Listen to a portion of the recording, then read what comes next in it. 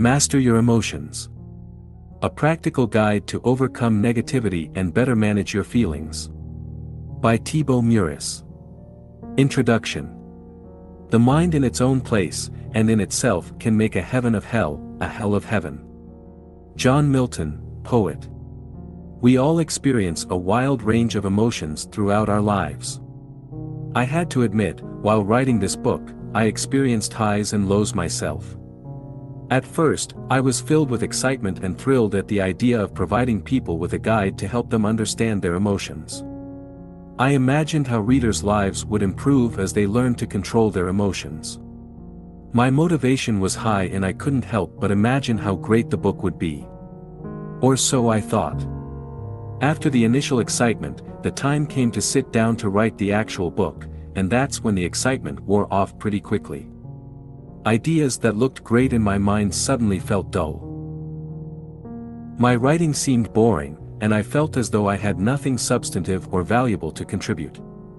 Sitting at my desk and writing became more challenging each day. I started losing confidence. Who was I to write a book about emotions if I couldn't even master my own emotions? How ironic. I considered giving up. There are already plenty of books on the topic, so why add one more? At the same time, I realized this book was a perfect opportunity to work on my own emotional issues. And who doesn't suffer from negative emotions from time to time? We all have highs and lows, don't we? The key is what we do with our lows. Are we using our emotions to grow? Are we learning something from them? Or are we beating ourselves up over them? So, let's talk about your emotions now. Let me start by asking you this. How do you feel right now? Knowing how you feel is the first step toward taking control of your emotions. You may have spent so much time internalizing you've lost touch with your emotions. Perhaps you answered as follows: I feel this book could be useful, or I really feel I could learn something from this book. However, none of these answers reflect how you feel. You don't feel like this, or feel like that, you simply feel.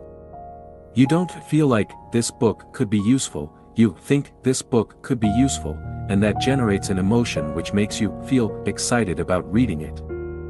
Feelings manifest as physical sensations in your body, not as an idea in your mind. Perhaps, the reason the word feel is so often overused or misused is because we don't want to talk about our emotions. So, how do you feel now? Why is it important to talk about emotions? How you feel determines the quality of your life. Your emotions can make your life miserable or truly magical. That's why they are among the most important things to focus on. Your emotions color all your experiences. When you feel good, everything seems, feels, or tastes better. You also think better thoughts. Your energy levels are higher and possibilities seem limitless. Conversely, when you feel depressed, everything seems dull. You have little energy and you become unmotivated. You feel stuck in a place, mentally and physically, you don't want to be, and the future looks gloomy. Your emotions can also act as a powerful guide. They can tell you something is wrong and allow you to make changes in your life. As such, they may be among the most powerful personal growth tools you have. Sadly, neither your teachers nor your parents taught you how emotions work or how to control them. I find it ironic that just about anything comes with a how-to manual, while your mind doesn't. You've never received an instruction manual to teach you how your mind works and how to use it to better manage your emotions, have you? I haven't. In fact, until now, I doubt one even existed. What you'll learn in this book. This book is the how-to manual your parents should have given you at birth. It's the instruction manual you should have received at school. In it, I'll share everything you need to know about emotions so you can overcome your fears and limitations and become the type of person you really want to be. You'll learn what emotions are, how they are formed, and how you can use them for your personal growth. You'll also learn how to deal with negative emotions and condition your mind to create more positive emotions. It is my sincere hope and expectation that, by the end of this book, you will have a clear understanding of what emotions are and will have all the tools you need to start taking control of them. More specifically, this book will help you understand what emotions are and how they impact your life, identify negative emotions that control your life and learn to overcome them, change your story to take better control over your life and create a more compelling future, and reprogram your mind to experience more positive emotions. Here is a more detailed summary of what you'll learn in this book. In part 1, we'll discuss what emotions are.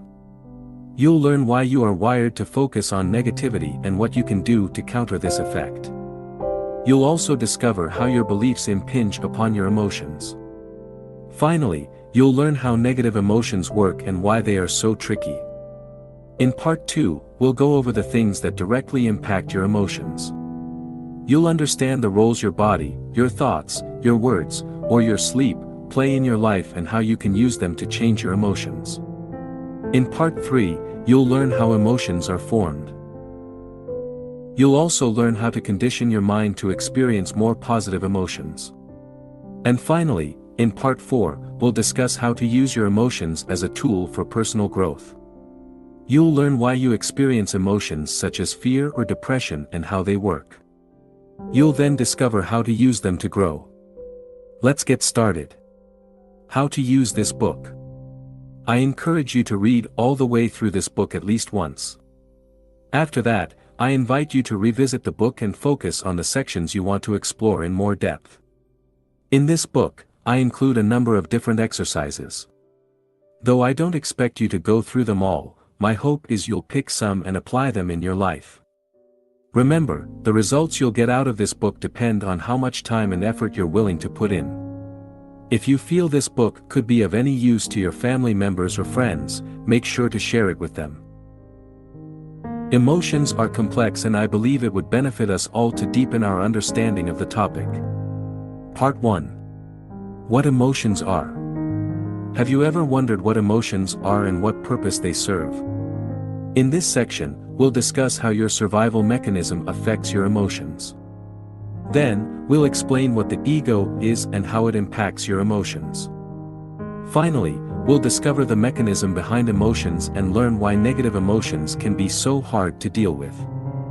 1. How your survival mechanism affects your emotions. Why people have a bias towards negativity. Your brain is designed for survival, which explains why you're able to read this book at this very moment. When you think about it, the probability of you being born was extremely low. For this miracle to happen, all the generations before you had to survive long enough to procreate. In their quest for survival and procreation, they must have faced death hundreds or perhaps thousands of times. Fortunately, unlike your ancestors, you're probably not facing death every day. In fact, in many parts of the world, life has never been safer. Yet, your survival mechanism hasn't changed much. Your brain still scans your environment looking for potential threats. In many ways, some parts of your brain have become obsolete. While you may not be seconds away from being eaten by a predator, your brain still gives significantly more weight to negative events than to positive ones. Fear of rejection is one example of a bias toward negativity. In the past, being rejected from your tribe would reduce your chances of survival significantly. Therefore, you learn to look for any sign of rejection, and this became hardwired in your brain. Nowadays, being rejected often carries little or no consequence to your long-term survival. You could be hated by the entire world and still have a job, a roof and plenty of food on the table, yet, your brain is still programmed to perceive rejection as a threat to your survival. This is why rejection can be so painful. While you know most rejections are no big deal, you nevertheless feel the emotional pain. If you listen to your mind, you may even create a whole drama around it. You may believe you aren't worthy of love and dwell on a rejection for days or weeks. Worse still, you may become depressed as a result of this rejection. In fact, one single criticism can often outweigh hundreds of positive ones. That's why, an author with 55-star reviews is likely to feel terrible when they receive a single one-star review. While the author understands the one-star review isn't a threat to her survival, her authorial brain doesn't. It likely interprets the negative review as a threat to her ego, which triggers an emotional reaction. The fear of rejection can also lead you to overdramatize events. If your boss criticized you at work, your brain may see the event as a threat and you now think, what if I'm fired? What if I can't find a job quickly enough and my wife leaves me? What about my kids? What if I can't see them again? While you are fortunate to have such an effective survival mechanism, it is also your responsibility to separate real threats from imaginary ones.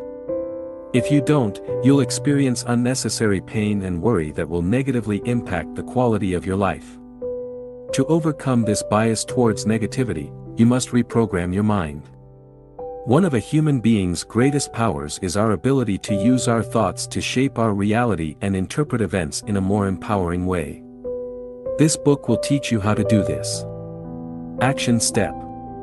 Complete the corresponding exercise in the workbook, Section 1. What emotions are? 1. Bias towards negativity. Why your brain's job isn't to make you happy. Your brain's primary job is not to make you happy, but to ensure your survival. Thus, if you want to be happy, you must take control of your emotions rather than hoping you'll be happy because it's your natural state. In the following section, we'll discuss what happiness is and how it works. How dopamine can mess with your happiness. Dopamine is a neurotransmitter which, among other functions, plays a major role in rewarding certain behaviors. When dopamine is released into specific areas of your brain, the pleasure centers, you get a high. This is what happens during exercise, when you gamble, have sex, or eat great food. One of the roles of dopamine is to ensure you look for food so you don't die of starvation, and you search for a mate so you can reproduce. Without dopamine, our species would likely be extinct by now. It's a pretty good thing, right? Well, yes and no. In today's world, this reward system is, in many cases, obsolete. While in the past, dopamine was linked to our survival instinct, the release of dopamine can now be generated artificially. A great example of this effect is social media, which uses psychology to suck as much time as possible out of your life. Have you noticed all these notifications that pop up constantly? They're used to trigger a release of dopamine so you stay connected, and the longer you stay connected, the more money the services make. Watching pornography or gambling also leads to a release of dopamine, which can make these activities highly addictive. Fortunately, we don't need to act each time our brain releases dopamine. For instance, we don't need to constantly check our Facebook news feeds just because it gives us a pleasurable shot of dopamine. Today's society is selling a version of happiness that can make us unhappy. We've become addicted to dopamine largely because of marketers who have found effective ways to exploit our brains. We receive multiple shots of dopamine throughout the day and we love it. But is that the same thing as happiness? Worse than that, dopamine can create real addictions with severe consequences on our health. Research conducted at Tulane University showed that, when given permission to self-stimulate their pleasure center, participants did it an average of 40 times per minute. They chose the stimulation of their pleasure center over food, even refusing to eat when hungry. Korean, Lee Sung-seop is an extreme case of this syndrome. In 2005, Mr. Seop died after playing a video game for 58 hours straight with very little food or water, and no sleep. The subsequent investigation concluded the cause of death was heart failure induced by exhaustion and dehydration.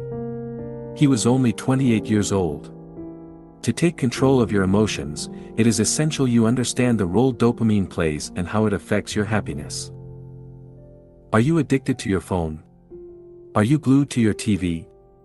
Or maybe you spend too much time playing video games. Most of us are addicted to something. For some people it's obvious, but for others, it's more subtle. For instance, you could be addicted to thinking. To better control your emotions, it is important to shed the light on your addictions as they can rob you of your happiness. The "one day I will" myth. Do you believe that one day you will achieve your dream and finally be happy? This is unlikely to happen. You may, and I hope you will, achieve your dream, but you won't live happily ever after. This is just another trick your mind plays on you. Your mind quickly acclimates to new situations, which is probably the result of evolution and our need to adapt continually in order to survive and reproduce. This is also probably why the new car or house you want will only make you happy for a while. Once the initial excitement wears off, you'll move on to crave the next exciting thing. This phenomenon is known as hedonic adaptation. How hedonic adaptation works. Let me share an interesting study that will likely change the way you see happiness. This study, which was conducted on lottery winners and paraplegics, was extremely eye-opening for me. Conducted in 1978, the investigation evaluated how winning the lottery or becoming a paraplegic influence happiness. The study found that 1 year after the event, both groups were just as happy as they were beforehand. Yes, just as happy, or unhappy. You can find more about it by watching Dan Gilbert's TED Talk, The Surprising Science of Happiness here. Perhaps you believe that you'll be happy once you've made it. But, as the above study on happiness shows, this is simply not true. No matter what happens to you, you'll revert back to your predetermined level of happiness once you've adapted to the new event.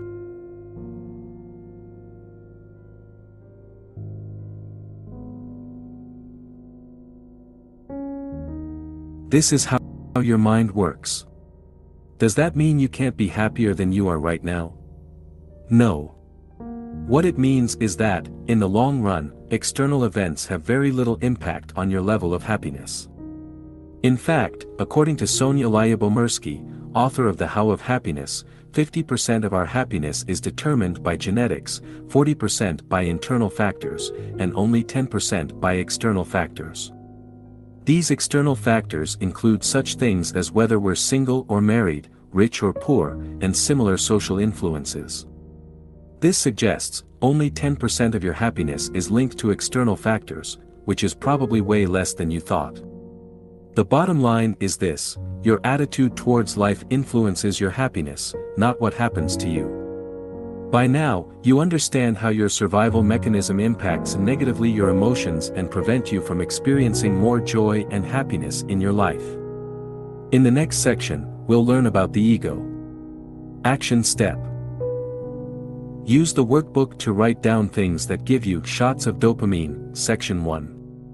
What emotions are? 2. Happiness. 2. What is the ego? Your survival mechanism is not the only factor affecting your emotions. Your ego also plays a major role in shaping the way you feel. Thus, to gain more control over your emotions, it is fundamental you understand what your ego is and how it works. Now, let's clarify what we mean by ego. We often say of someone he has a big ego, referring to the ego as something close to pride. While pride is certainly a manifestation of ego, that's only one part of it. You may show no pride and appear humble while still being controlled by your ego. So, what is the ego? The ego refers to the self-identity you've constructed throughout your life. How was this identity created? Put simply, the ego was created through your thoughts and, as a mind-created identity, has no concrete reality. Events that happen to you bear no meaning in themselves. You give them meaning only through your interpretation of those events. Additionally, you accept things about yourself because people told you to do so. What's more, you identify with your name, your age, your religion, your political belief, or your occupation in a similar way. This attachment has consequences. As we'll see later in this book, attachment creates beliefs, and these beliefs lead you to experience certain emotions. For instance, you may become offended when people criticize your religion or attack your political principles. Note that throughout this book, we'll refer to the ego as your story or your identity, using these words interchangeably. Are you aware of your ego? Your understanding of the way your ego works depends on your level of self-awareness. People at the lowest level of consciousness are not even aware the ego exists and, as a result, are enslaved by it. On the other hand, highly self-conscious people can see through their ego. They understand how belief works and how excessive attachment to a set of beliefs can create suffering in their life. In effect, these individuals become the master of their mind and are at peace with themselves. Note that the ego is neither good nor bad, it's just a result of a lack of self-awareness. It fades away as you become aware of it, since ego and awareness cannot coexist. Your ego's need for an identity. Your ego is a selfish entity, only concerned about its own survival. Interestingly, it's rather similar to your brain in the way it operates. It has its own survival mechanism and will do whatever it can to persist. As with your brain, its primary concern is neither your happiness nor your peace of mind. On the contrary, your ego is restless. It wants you to be a go-getter. It wants you to do, have and achieve great things so you can become a somebody. As we already mentioned, your ego needs an identity to exist. The way it does that is through identification with things, people, or beliefs and ideas. Now, let's look at some of the things your ego identifies with to strengthen its identity: physical items. The ego likes to identify with physical things. Needless to say, it thrives in today's world. Perhaps, we can say capitalism and the consumer society we're living in today is the creation of collective egos, which is why it has been the dominant economic model in the recent decades. Marketers perfectly understand people's need to identify with things. They know people don't just buy a product, they also buy the emotions or story attached to the product. Often, you buy certain clothes or a particular car because you want to tell a story about yourself. For instance, you may want to enhance your status, look cool or express your unique personality, and choose the products most closely associated with these ideals. This is how the ego works. It uses things to create a story you can identify with. It doesn't mean things are wrong per se. It's a negative issue only when you become overly attached to things, believing they can fulfill you, which they can't. Your body. Most people derive their self-worth from their physical appearance. Your ego loves the way you look because it is the easiest thing to recognize and quantify. When you strongly associate with your physical appearance, you tend to identify more easily with physical and emotional pain. Believe it or not, you can observe your body without identifying with it. Friends/acquaintances. The ego also derives its sense of identity from your relationships with others. The ego is only interested in what it can get from others. In other words, the ego thrives on the way it can use people to strengthen its identity. If you are honest with yourself, you'll realize most of the things you do are attempts to obtain the approval of others. You want your parents to be proud of you, your boss to respect you, and your wife to love you. Now, let's see in more detail how the ego works in the following cases: parent/child relationships. Some parents' egos lead to the creation of a strong sense of attachment and identification with their children. This is based on the false belief their children are their possessions. As a result, they try to control their children's lives and use them to live the life they wanted to live when they were younger. This is called living vicariously through your children. You see this all the time.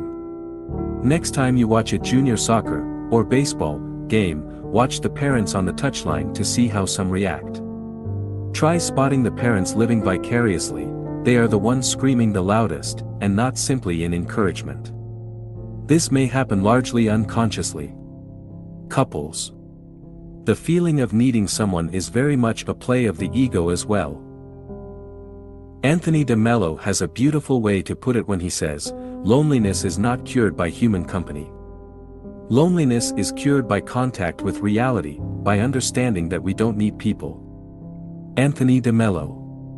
Once you realize you don't actually need anyone, you can start enjoying people's company. You can see them as they really are rather than trying to get something from them. Your beliefs. Your ego also uses beliefs to strengthen its identity. In extreme cases, people become so attached to their beliefs they are ready to die to protect them. Worse still, they are willing to kill people who disagree with them. Religion is a perfect illustration of the dangers of excessive attachment to beliefs. The ego will use any belief to strengthen its identity, whether these beliefs are religious, political, or metaphysical. Other objects of identification. Now let's have a look at a non-exhaustive list of things your ego generally derives its identity from: your body, your name, your gender, your nationality, your culture, your family/friends, your beliefs, political beliefs, religious, etc. Your personal story, your interpretation of the past, your expectations regarding the future. Your problems, illnesses, financial situation, victim mindset, etc. Your age. Your job. Your social status. Your role, as employee, homemaker, parental status, employment status, etc. Material items, your house, car, clothes, phone, etc. Your desires. The ego's main characteristics. Here are some main characteristics of the ego.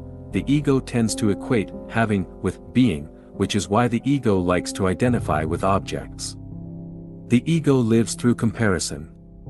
Your ego likes to compare itself with other egos. The ego is never satisfied. Your ego always wants more. More fame, more stuff, more recognition, and so on. The ego's sense of self-worth often depends on the worth you have in the eyes of others. Your ego needs the approval of other people to feel valued. The ego's need to feel superior. Your ego wants to feel superior to other egos. It wants to stand out and needs to create artificial separations to do that. Here are some stratagems it employs, enhancing its value through people. If you have smart/famous friends, your ego will associate with them to strengthen its identity. This is why some people love to tell others how smart, rich, or famous their friends are. Gossiping. People gossip because it makes them feel different and superior in some way. This is why some people like to put other people down and talk behind their back. It makes them, and everybody else in their gossiping group, feel superior. Manifesting an inferiority complex. This hides a desire to be better than others. Yes, even in this case, people want to feel superior. Manifesting a superiority complex. This hides the fear of not being good enough. Looking for fame. This offers the illusion of superiority, which is why people often dream of becoming famous. Being right. The ego loves to be right. It's a great way for it to affirm its existence. Have you noticed that everybody, from Adolf Hitler to Nelson Mandela, believe they're doing the right thing? Most people think they are correct. But can everybody be right? Complaining. When people complain, by definition they believe they are right and others are wrong. It works with objects as well. Have you ever bumped into a table and complained or even insulted it? I have, and the darn table was wrong to be in my way, wasn't it? Seeking attention.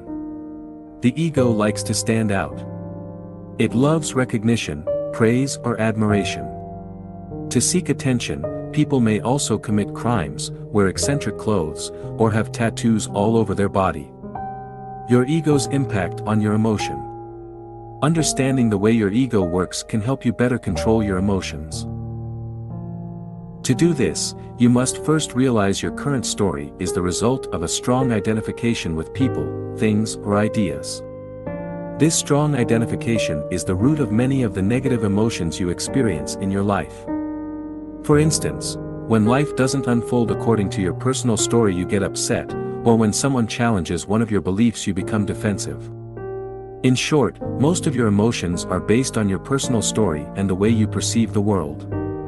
As you replace your current story with a more empowering one, while, at the same time, letting go of your excessive attachment to things, people, or ideas, you will be able to experience more positive emotions. Later in this book, we'll see how you can change the way you interpret events. Action step. Take a few minutes to answer the questions in the workbook, Section 1. What emotions are? 3. The nature of the ego. 3. The nature of emotions. Emotions can be tricky. In this section, we'll discuss in depth how they work. By understanding the mechanism behind emotions, you'll be able to manage them more effectively as they arise. The first thing to understand is that emotions come and go. One moment you feel happy, the next you feel sad. While you do have some control over your emotions, you must also recognize their unpredictable nature. If you expect to be happy all the time, you set yourself up for failure. You then risk blaming yourself when you fail to be happy, or even worse, beat yourself up for it. To start taking control of your emotions, you must accept they are transient. You must learn to let them pass without feeling the need to identify strongly with them. You must allow yourself to feel sad without adding commentaries such as, "I shouldn't be sad," or "What's wrong with me?" Instead, you must allow reality to just be. No matter how mentally tough you are, you'll still experience sadness, grief or depression in your life, hopefully not at the same time, and not continually. At times, you'll feel disappointed, betrayed, insecure, resentful or ashamed. You'll doubt yourself and doubt your ability to be the person you want to be. But that's okay because emotions come, but, more importantly, they go. Your negative emotions are not bad or useless. You may blame yourself for experiencing negative emotions, or, perhaps, you see yourself as mentally weak.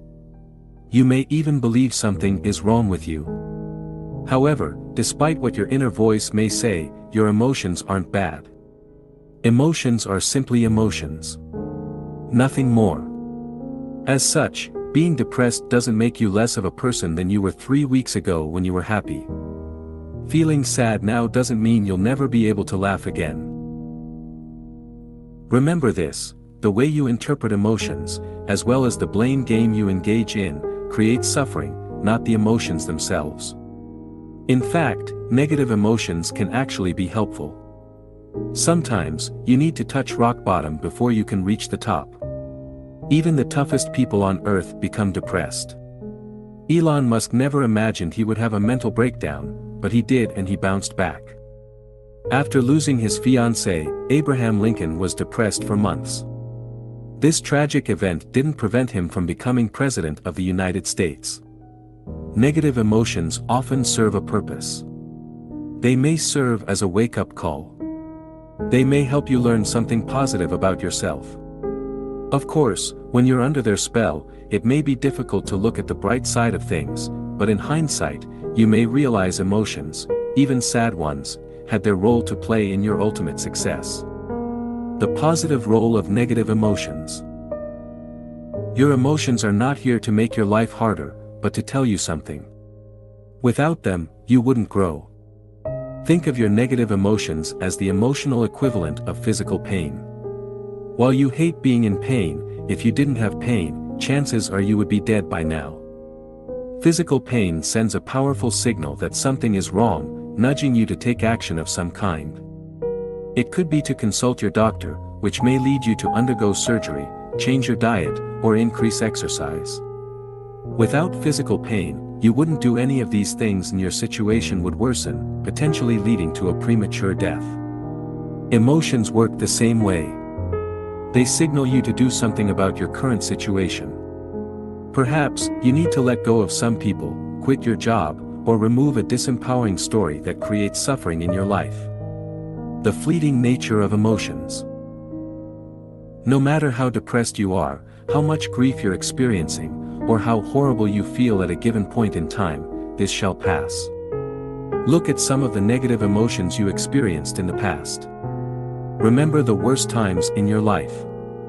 During these most difficult periods, you were probably so caught up in your emotions you imagined never being able to escape them. You couldn't imagine being happy again. But even these episodes ended.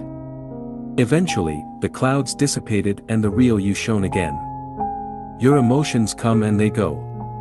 Your depression will go, your sadness will vanish and your anger will fade away. Bear in mind, if you experience the same emotions repeatedly, it probably means you hold disempowering beliefs and need to change something in your life. We'll discuss how later. If you suffer from severe, chronic depression, it might be a good idea to consult a specialist. The trickiness of emotions. Have you ever felt you'll never be happy again? Have you ever been so attached to your emotions you thought they'll never go away? Don't worry, it's a common feeling. Negative emotions act as a filter that taints the quality of your experiences. During a negative episode, every experience is perceived through this filter.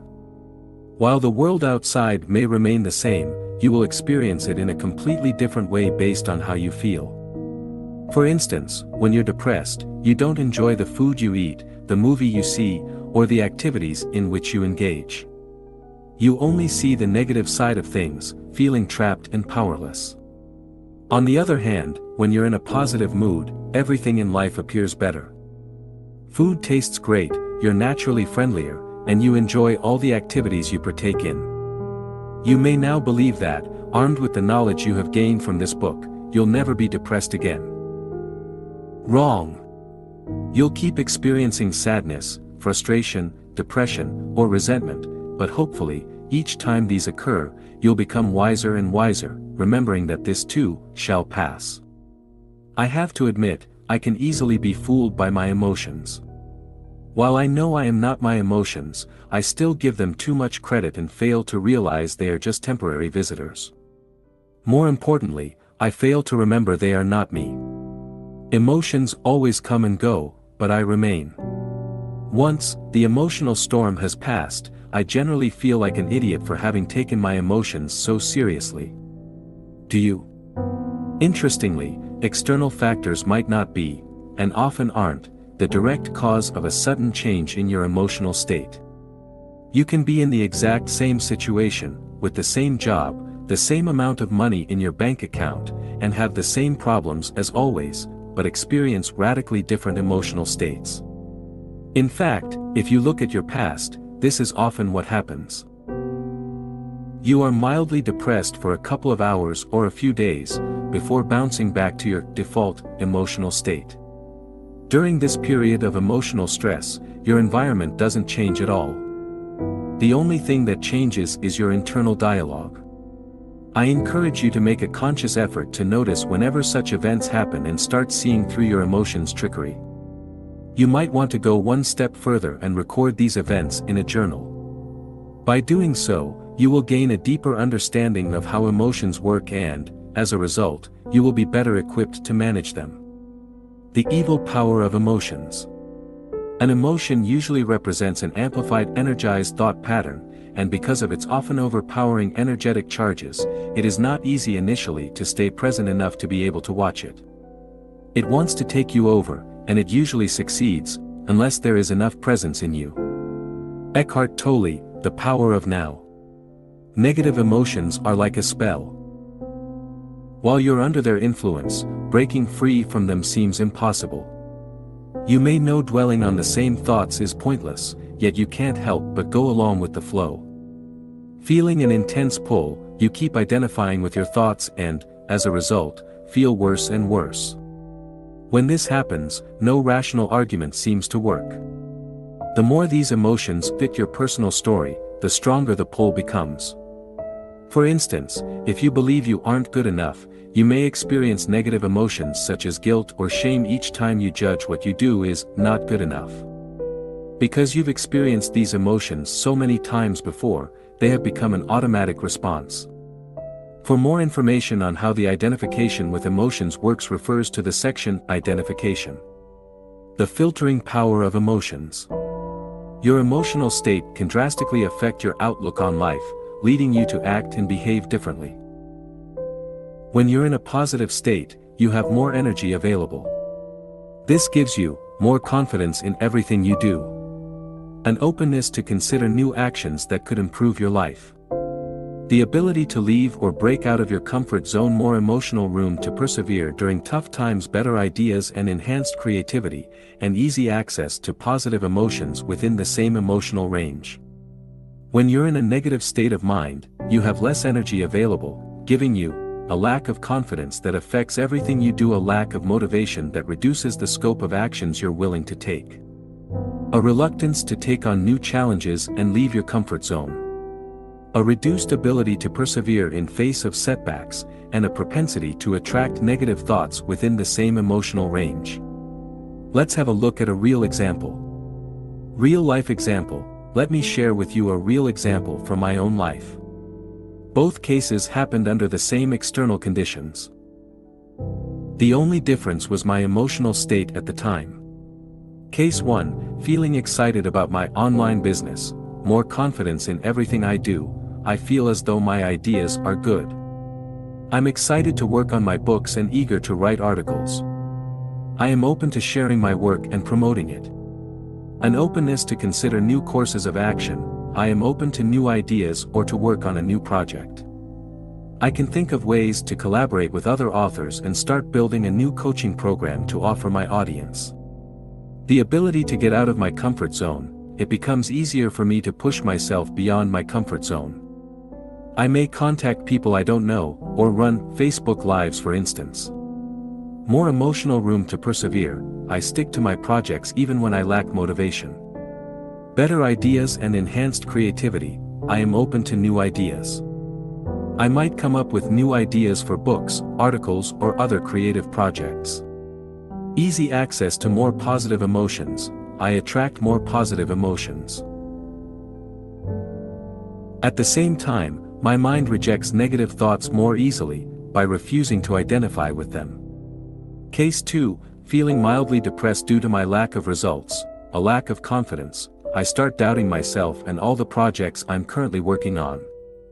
Suddenly, everything I do becomes useless or not good enough. Thoughts like, what's the point, I'm not going to make it, or I'm stupid, cross my mind. Needless to say, promoting myself becomes a major challenge. A lack of motivation, I don't feel like doing anything. I'm attacked by, and am unable to escape, negative thoughts. I have the same negative thoughts again and again, which repeat like a broken record. They seem so real and taint all my experiences. A difficulty to take on new challenges, I have little energy left over to leave my comfort and undertake challenging projects. A reduced ability to persevere, I have difficulty finishing tasks and I procrastinate over tasks I should be working on. A propensity to attract negative thoughts, I attract more and more negative thoughts. Although these thoughts may have been crossing my mind before, now they stick fast. By identifying with these thoughts, I generate more negative emotions. Both cases happened only a few days apart. The external environment was the exact same, but my emotional state was radically different and led me to take different actions. The magnetic power of emotions. Your emotions act like magnets. They attract thoughts on the same wave. That's why, when you're in a negative state, you easily attract other negative thoughts, and by latching onto these thoughts you make the situation worse. As Eckhart Tolle wrote in The Power of Now, often, a vicious circle builds up between your thinking and the emotion, they feed each other. The thought pattern creates a magnified reflection of itself in the form of an emotion, and the vibrational frequency of the emotion keeps feeding the original thought pattern. Eckhart Tolle. Now, let's see what you can do to break free from that magnetic power. Breaking the magnetic power of emotions. Let's say you have a bad day at work and you're in a terrible mood. The negative state you're in causes you to attract more negative thoughts. Suddenly, you fixate on the fact you're still single at 30 and start beating yourself up over it. Then, you blame yourself for being overweight. You also remember you have to go to the office the following Saturday, which reminds you how much your job sucks. Do you see how much easier it is to attract negative thoughts when you're feeling low? To prevent this from happening, it is essential you remove the habit of clustering negative thoughts together. Real life example, I have knee problems, which prevents me from practicing many sports. Since I've always loved sports, these injuries have been a source of emotional pain. Fortunately, I seldom feel pain in my knees, but when I do, it can trigger negative emotions. One day, as I was observing my thought process, we all have different hobbies, haven't we? I realized experiencing pain in my knees negatively affected my mood, triggering more negative emotions in a negative feedback loop. The pain would cause me to focus on all the things that were going wrong, from my work to my personal life. As a result, I would experience negative emotions for hours, or even days. The point I'm making is, no matter how great your life is, if you spend most of your time focusing on your problems, you'll become depressed. Thus, to reduce negative emotions, you must learn to compartmentalize your issues. Don't let your mind overdramatize things by clustering unrelated issues. It will only make you feel worse. Instead, remember that negative emotions exist only in your mind. Taken separately, most of your issues aren't such a big deal, and there is no rule that says you have to solve them all at once. Start noticing how you feel. Record your negative emotions. Look at what triggers them. The more you do this, the more you will uncover certain patterns. For example, let's say you felt sad for a couple of days. Ask yourself the following questions. What triggered my emotions?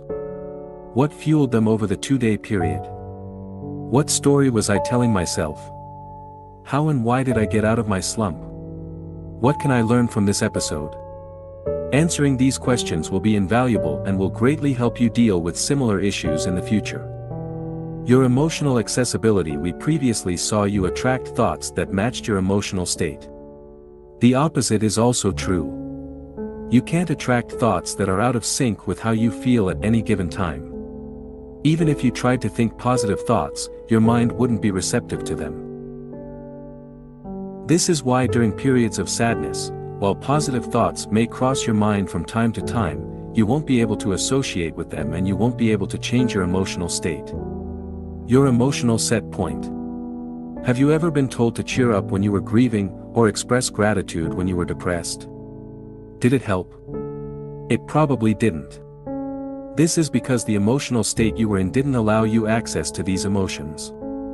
In their book, Ask and It Is Given, Esther and Jerry Hicks offer a model to explain how emotional ranges are connected and how we can move up the ladder from negative to more positive emotions. For instance, in this model, depression or hopelessness is at the bottom of the ladder, followed by anger. What it means is that when you feel depressed, signs of anger indicate you're climbing the emotional ladder. This makes sense. When you're angry, you have more energy than when you're depressed, right?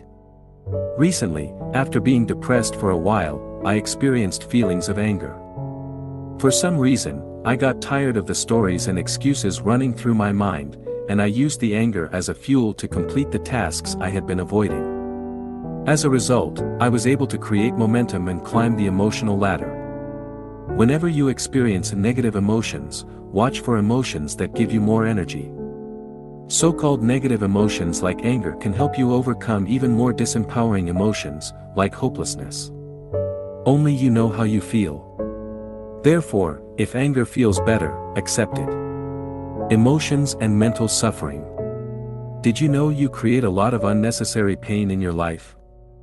Each time you lock onto a thought, or hold on to an emotion, you suffer. A great example of this is how you react to physical pain. Whenever you feel pain, your first reaction is to interpret it. When you do so, you generate negative thoughts. Your identification with these thoughts is what creates mental suffering. Below are some of the thoughts that may cross your mind in these situations. What if this pain never goes away? What if I can't do X, Y, Z anymore because of the pain? What if it gets worse? What if I need to undergo surgery? What if I can't go to work? I have an important project I must finish on time. With this pain, today's going to be challenging. I don't have money. How will I pay hospital bills if things get worse? This internal dialogue creates suffering but does nothing to help solve the problem. You can still function properly and take appropriate actions without dwelling on any of the above worries. Negative emotions are not the problem, the mental suffering you create out of these emotions is. Another example of mental suffering is procrastination. Have you ever delayed starting a task for days or weeks just to realize it wasn't a big deal once you'd completed it? I have. What was the most exhausting part, the task itself, or the time you spent worrying about it? Or perhaps you didn't sleep long enough and keep telling yourself today is going to be a rough day. As you imagine all the tasks you need to do, you already feel exhausted. Psychologists have shown that mental suffering is what consumes most of your energy. After all, sitting at a desk all day shouldn't be that tiring, yet many of us feel exhausted at the end of the day. In his classic book, How to Stop Worrying and Start Living, Dale Carnegie wrote the following: one of America's most distinguished psychiatrists, Dr. Brill, goes even further. He declares, 100% of the fatigue of the sedentary worker in good health is due to psychological factors, by which we mean emotional factors. Dale Carnegie. People inflict a tremendous amount of suffering on themselves. As you continue reading this book, you'll realize the idiocy of this activity. You'll notice people around you dwelling on a past they cannot alter. You'll see your family members and friends worrying about a future they cannot predict. You'll witness people having the same repeated thoughts, running in circles to fight a problem that exists only in their mind. For thousands of years, mystics have told us that problems are in our mind. They have repeatedly invited us to look within. Yet, today, how many people are listening? Too many of us are addicted to our problems. Instead of letting go, we complain, we play the victim, we blame other people, or we discuss our problems without doing anything to solve them. To reduce this mental suffering, we must refuse to interpret our emotions in a negative and disempowering way. Why problems don't exist? If we go one step further and look at reality in an objective way, we can say that problems don't actually exist. Here is why: what you don't focus on doesn't exist, a problem only exists when you give it your attention. From your mind's perspective, what you don't give any thought to doesn't exist. Let's take a hypothetical example. Imagine you lost your legs. If you accept that fact immediately and refuse to give it any thought, there will be no problem and thus, no mental suffering. You would simply be living in reality. Of course, that's usually not what happens. A problem exists only in time, a problem can only exist in the past or in the future. And where do the past and future exist? In your mind. To acknowledge a problem, you must use your thoughts, and thoughts exist in time, not in the present moment. A problem needs to be labeled as a problem to actually exist. A problem exists only when you interpret a situation as being a problem. Otherwise, there is no problem. This concept may be hard to grasp at first, but it's a key theory. In the next section, we'll look at the different components affecting your emotions. Action step. Explore the nature of emotions using the workbook, Section 1. What emotions are. 4. The nature of emotions. Part 2. What impacts your emotions? Your mind operates on the famous computing principle of GIGO, garbage in, garbage out. If you do ill, speak ill, and think ill, the residue is going to leave you sick. If you do well, speak well, and think well, the outcome is going to be well. OSAMT. Emotions are complex, and a variety of factors influence how you feel. In this section, we'll cover some of the elements affecting what drives your emotions. The good news is, you have some control over them. If we exclude spontaneous emotional reactions resulting from your survival mechanism, most of your emotions are self-created. They result from the way you interpret thoughts or events. However, these aren't the only elements that affect your emotional state. Your body, your voice, the food you eat, or how much you sleep, also play a role in determining the quality of your emotions and therefore the quality of your life. Let's see how each of these elements impact your emotions. 4. The impact of sleep on your mood. The quality of your sleep and how much of it you get affects your emotional state. You've probably experienced the side effects of sleep deprivation yourself. Perhaps, you felt grumpy, unable to concentrate, listless, or had difficulty dealing with negative emotions. Sleep deprivation can impact mood in many different ways. According to a survey performed on people suffering from anxiety or depression, most of the respondents reported receiving less than 6 hours sleep per night. Sleep deprivation also increases mortality risk. A 2016 study conducted by researchers at non-profit organization, RAND Europe, estimated that people sleeping less than 6 hours a night had a 13% increased mortality risk than people sleeping between 7 and 9 hours.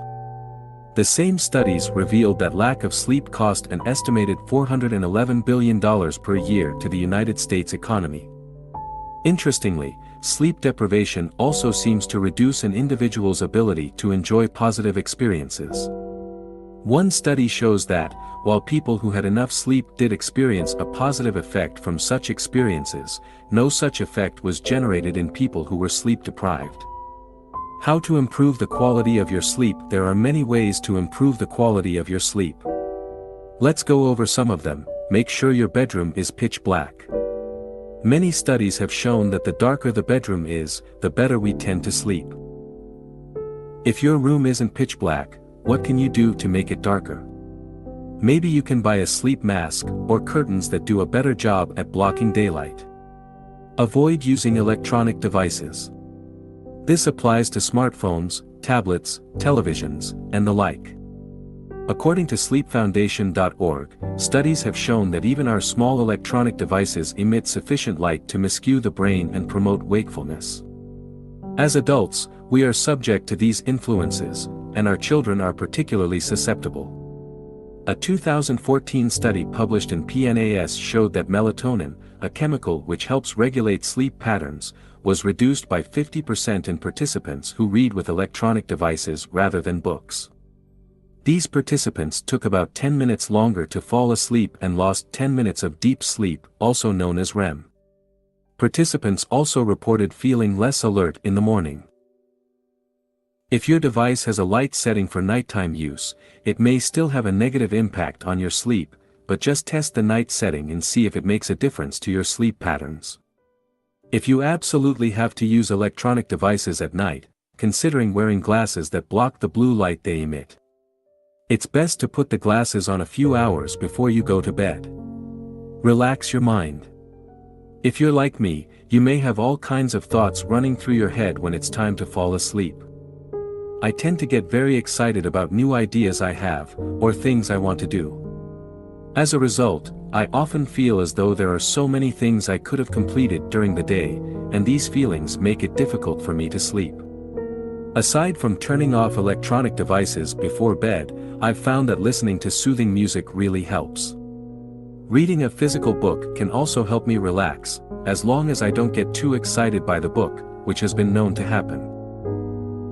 Avoid drinking too much water within 2 hours of going to bed. This one is obvious, but still worth mentioning. If you have to go to the bathroom in the middle of the night, it's going to interrupt your sleep pattern. This, of course, will probably make you more tired the next day. Have an evening ritual. This alone will help you fall asleep more easily. It's best to try going to bed at the same time every night, including the weekends. If you like to go out during the weekend and stay up late, this will present a challenge, but I encourage you to give it a try and see how it goes. An evening ritual will also help you stay on track with your morning ritual. It will be easier to wake up every day at the same time without feeling tired if you have a morning and a nighttime ritual. If you do go out and stay up late during the weekend, one thing you can do is still wake up as early as during the weekdays and have a couple of naps throughout the day as necessary. If you have difficulty sleeping well, try to implement some of the things mentioned above. The best advice I can give you is to keep trying different strategies until you figure out what works best for you. 5. Using your body to influence your emotions. Our bodies change our minds change our behavior, and our behavior changes our outcomes. Amy Cuddy, social psychologist. Body language and body posture. By changing your body language and your body posture, you can alter the way you feel. When you are confident or happy, you expand your body and make yourself bigger. Have you noticed how men straighten their backs, expand their chests, and tighten their stomachs when they see an attractive woman? That's an unconscious behavior designed to show confidence and power, the same way gorillas pound their chests. In one of her experiments, Amy Cuddy, a social psychologist at Harvard Business School, showed that participants who adopted a high-power pose for just 2 minutes displayed characteristics similar to those of confident and powerful people. More specifically, she noticed the following hormonal changes. After adopting a high-power pose for 2 minutes, testosterone increased by 25%. Cortisol decreased by 10%, and risk tolerance increased, with 86% of participants choosing to partake in a game of chance. After adopting a low-power pose for 2 minutes, testosterone decreased by 10%. Cortisol increased by 15%, and risk tolerance decreased, with only 60% of participants choosing to partake in a game of chance. As you can see, you can actually change the way you feel merely by changing your body posture or facial expression. It is what some people call, fake it until you make it. For instance, you can put a smile on your face to make you feel happier. Conversely, you can negatively affect your mood and even create a depression by changing your body posture. David K. Reynolds, in his book Constructive Living, explained how he changed his identity for his alter ego, David Kent, and created a depressed, suicidal patient. The goal was to be accepted as an anonymous patient into various psychiatric facilities to assess them from the inside. Note that he wasn't simulating depression, he was actually depressed. Psychological tests proved it. Here is how he created depression. Depression can be created by sitting slouched in a chair, shoulders hunched, head hanging down. Repeat these words over and over. There's nothing anybody can do. No one can help. It's hopeless. I'm helpless. I give up. Shake your head, sigh, cry. In general, act depressed and the genuine feeling will follow in time. David K. Reynolds, Constructive Living. The benefits of exercising. According to Michael Otto, professor of psychology at Boston University, failing to exercise when you feel bad is like explicitly not taking an aspirin when your head hurts. When the time came for David Kent to bring David K. Reynolds back to life, what do you think he needed to do? He needed to change his body position. Easy to say but hard to do when you're clinically depressed. Of course, he knew that better than anybody else.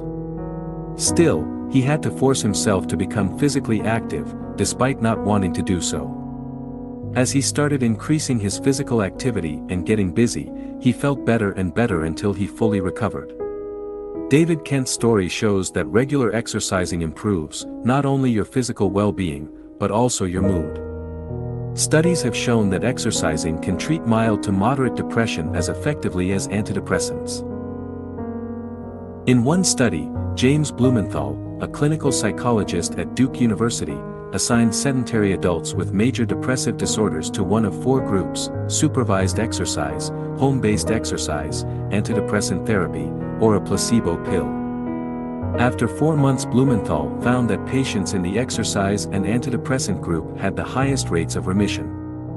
In his conclusions, he stated that exercise has more or less the same effect as antidepressants. When he followed up with the same patients a year later, Blumenthal discovered that people who were still exercising regularly had lower depression scores than people who only exercised sporadically.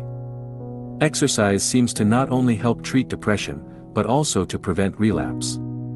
So, when it comes to mastering your emotions, make sure exercising is part of your toolbox. Fortunately, you don't have to run 10 miles a day to reap the benefits of exercise. Simply walking for 30 minutes, 5 days a week can work wonders.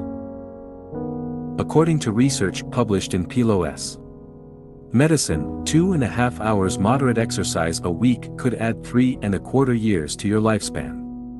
Another study of 5,000 people in Denmark showed that individuals who exercised regularly lived 5 to 7 years longer than sedentary counterparts.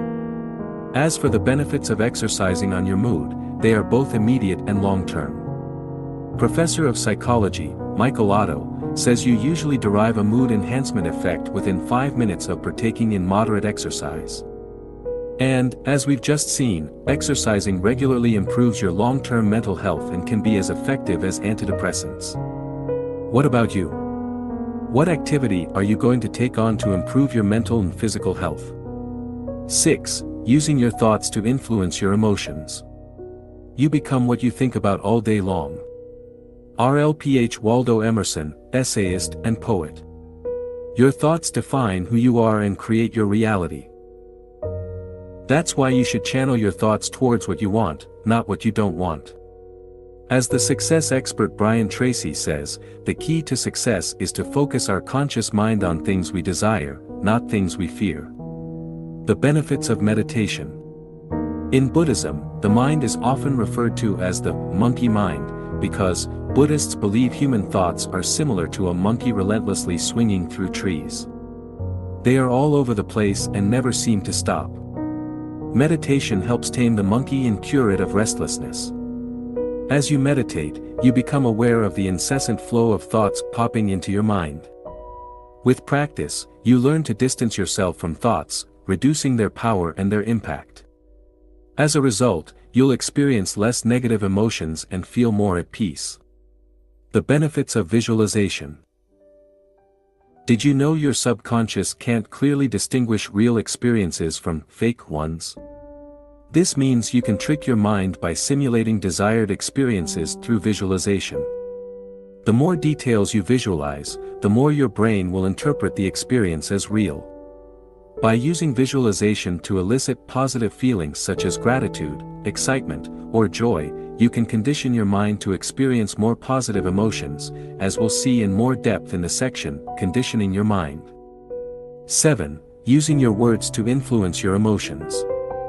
Your words have more impact on your thoughts and behaviors than you might realize. Because your thoughts, words, and behaviors are all interconnected, they influence each other. For instance, when you lack confidence, you use certain words such as, "I'll try," "I hope," or "I wish." Conversely, using specific words can make you feel less confident. This also means you can boost your confidence by using certain words such as, "I will."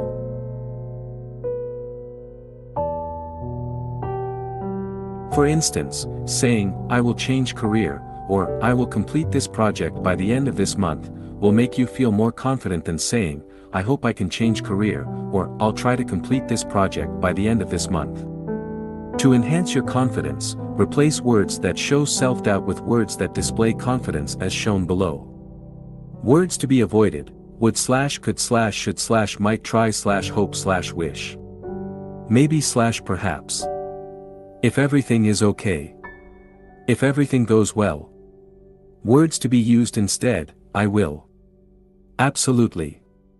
Definitely. Of course. Sure. Certainly. Obviously. Without any doubt. No problem. The power of positive affirmations. Positive affirmations are sentences you repeat to yourself on a regular basis until your subconscious mind accepts them as true. Over time they help you condition your mind to experience positive emotions such as confidence or gratitude.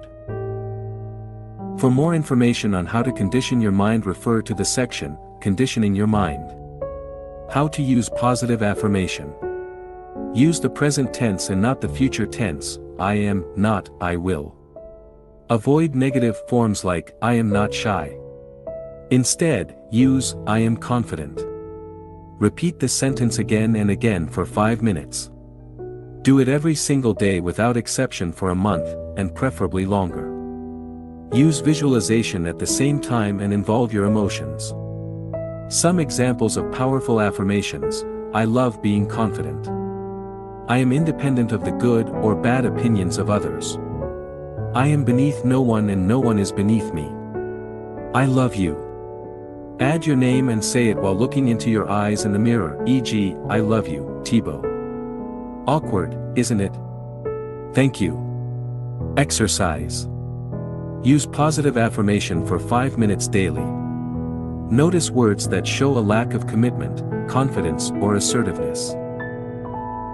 Go over your emails before you send them and remove phrases such as, I'll try, I should, I hope, etc.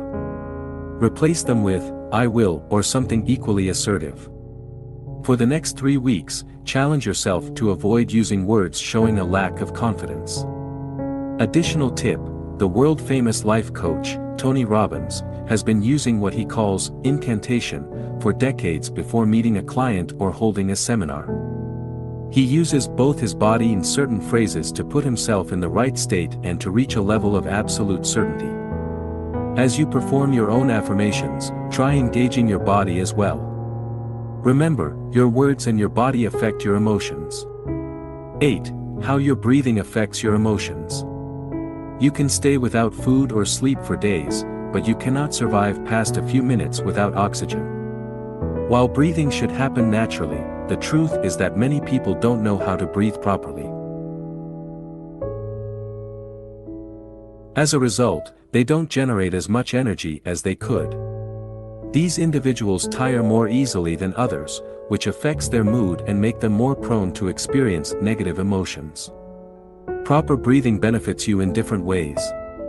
Slowing your breathing helps reduce anxiety. In Breath Walk, breathing your way to a revitalized body, mind and spirit, Guru Charan Singh Khalsa and Yogi Bhajan mentioned the following benefits from slow breathing: 8 breathing cycles per minute, relief from stress and increased awareness. For breathing cycles per minute, intense feelings of awareness, increased visual clarity, heightens bodily sensitivity. 1 breathing cycle per minute, optimized cooperation between brain hemispheres, dramatic calming of anxiety, fear, and worry. Rapid breathing such as the breath of fire, allows you to release stress, be more alert and have more energy alongside with other benefits. You can watch a tutorial video here. For a more general overview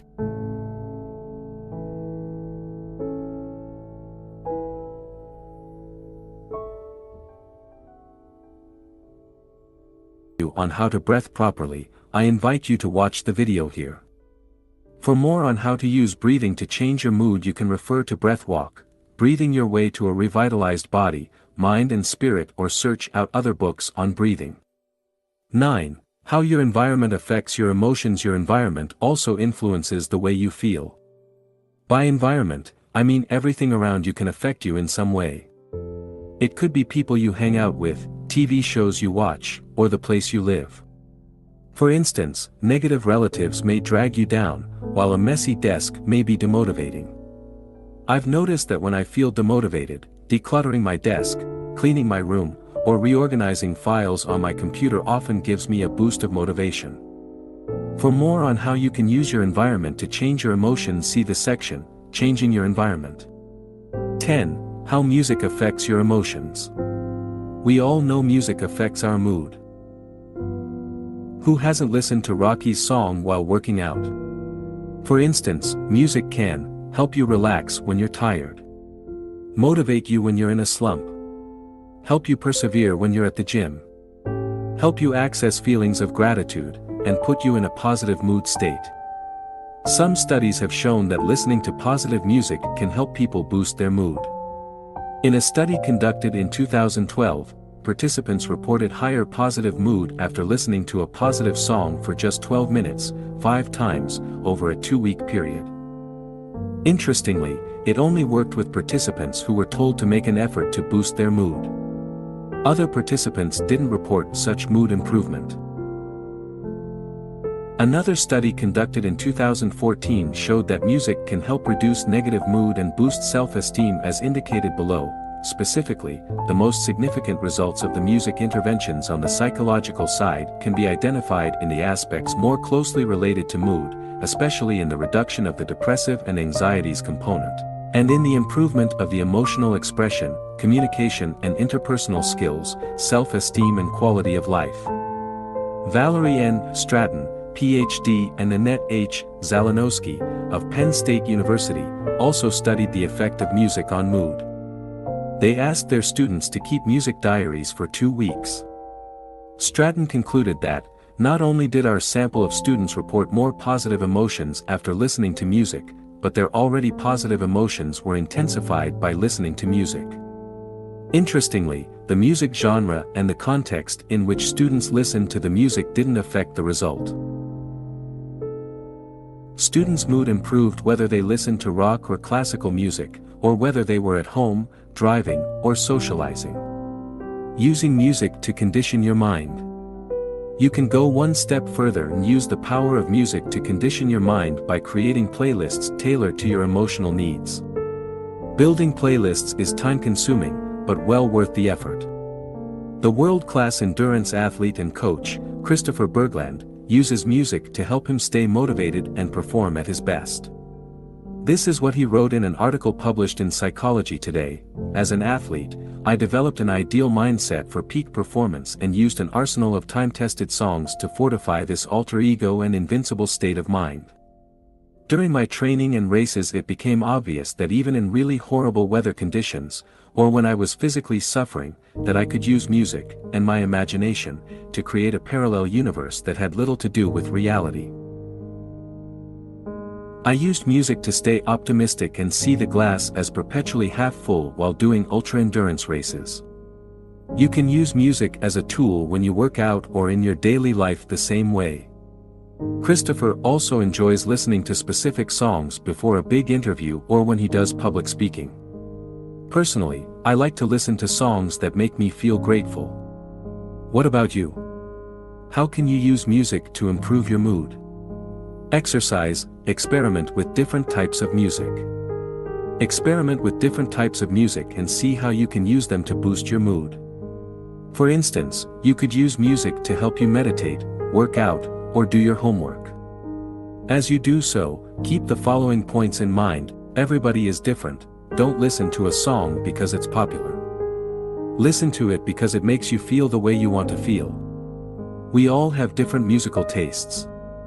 The only thing that matters is how you feel when you listen to music. Keep experimenting, listen to different types of music and see how they make you feel. Are you inspired? Motivated?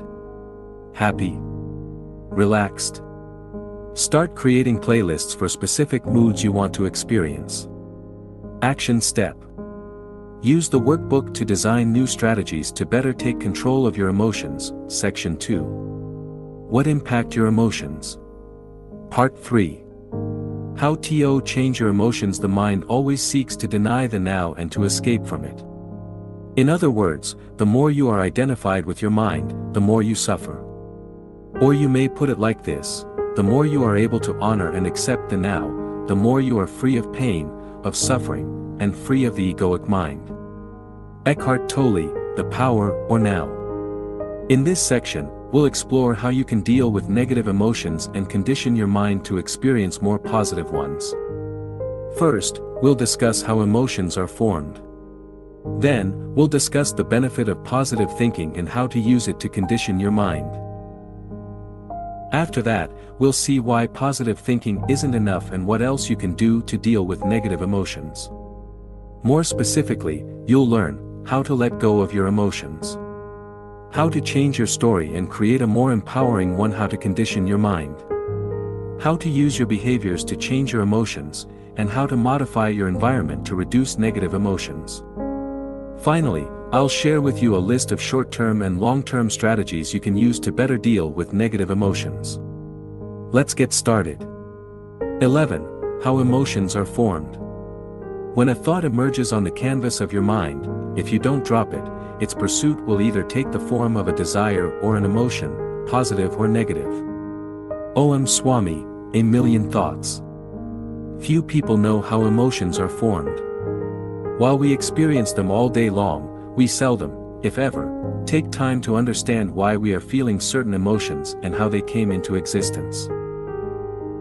First, let's differentiate two types of negative emotions. The first type are the negative emotions you experience spontaneously. These are the emotions that keep you alive, such as the fear our ancestors felt when they encountered a saber-toothed tiger. The second type of negative emotions are the ones you create in your mind by identifying with your thoughts. These emotions aren't necessarily triggered by external events, although they may be.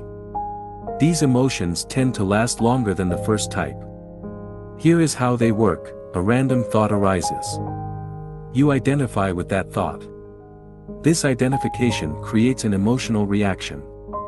As you keep identifying with that thought, the related emotion grows stronger until it becomes a core emotion. Let's look at some examples. you have money problems, and each time your mind comes up with money-related thoughts you identify with them. As a result, your worry about money intensifies. You had an argument with your friend and fell out with him. You can't stop replaying the scene in your mind. As a result, months have passed and you still haven't called to make up with your friend. You made a mistake at work and are ashamed of yourself. You keep revisiting the same thought over and over. As a result, your feelings of inadequacy grow stronger. Your tendency to identify with negative thoughts repeatedly is what allows them to grow stronger. The more you focus on your financial challenges, the easier it will be for related thoughts to arise in the future. The more you replay the argument with your friend in your head, the stronger the feelings of resentment will grow. Similarly, as you keep thinking of the mistake you made at work, you invite feelings of shame and intensify the situation. The point is, when you give thoughts room to exist, they spread and become major points of focus. This simple process of identification allows seemingly inoffensive thoughts to take control of your mind. This identification with your thoughts, and more importantly, how you choose to interpret them, creates suffering in your life. Now, let's see in more detail how your emotions are formed.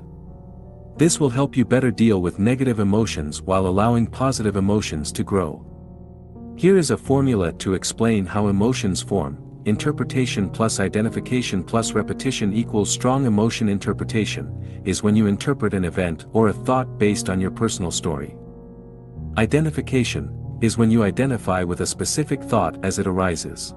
Repetition is having the same thoughts over and over. Strong emotion is when you experience an emotion so many times it has become part of your identity. You then experience that emotion whenever a related thought or event triggers it. Altogether, interpretation, identification and repetition give room for emotions to grow. Conversely, whenever you remove one of these elements from the equation, these emotions start losing their power over you. To sum up, for an emotion to grow in intensity and duration, you must first interpret an event or a thought, then, you must identify with that thought as it arises, finally, you must repeat the same thoughts again and again, and identify with it. Now, let's discuss in more depth each component of the formula. 1. Interpretation. Interpretation plus identification plus repetition equals strong emotion. Negative emotions always result from your interpretation of events. That's why two different people might react to the same event in different ways. One might be devastated, while the other might be unaffected. For instance, for a farmer rain could be a blessing, but for someone going on a picnic it would be seen as a curse. That's because of the meaning they give to the event. In short, for negative emotions to arise, you must add your interpretation to a specific event. The event in itself cannot trigger negative emotions without your consent. So, why do you keep experiencing negative emotions? I believe it's because reality fails to meet your expectations. You want reality to be one way, but it turns out to be another. You go on a picnic and want the weather to be good, but it rains. You want a promotion at work, but you don't get it. You want to make money with your side business, but it's not working. Your interpretation of reality creates suffering in your life. Reality in itself can never be upsetting. This is worth repeating. We'll discuss in depth how you can change your interpretation in the next section entitled, Changing Your Story. 2. Identification. Interpretation plus identification plus repetition equals strong emotion. Now, let's focus on the second part of the formula, identification. For an emotion to survive long-term, there must be a process of identification. Emotions cannot persist unless you give them your attention. The more you focus on your emotions, and identify with them, the more powerful they become. People often feel the urge to identify with their emotions and find themselves unable to disengage from them. They fail to realize one of the most important truths in this world: you are not your emotions.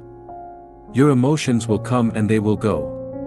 So, when you catch yourself saying, "I'm sad," remember you are incorrect. Nobody has ever been sad, because your emotions are not who you are. They can appear to be you, but they will soon disappear, like clouds in the sky.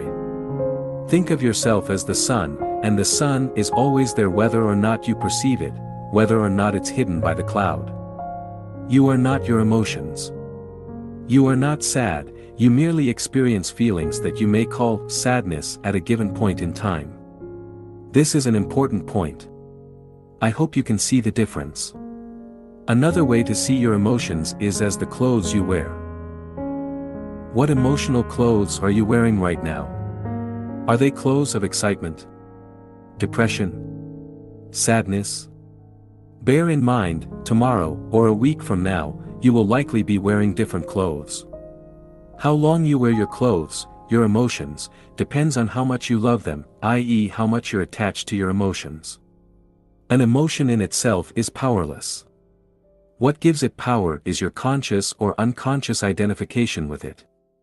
That's why an emotion given no attention will eventually fade away.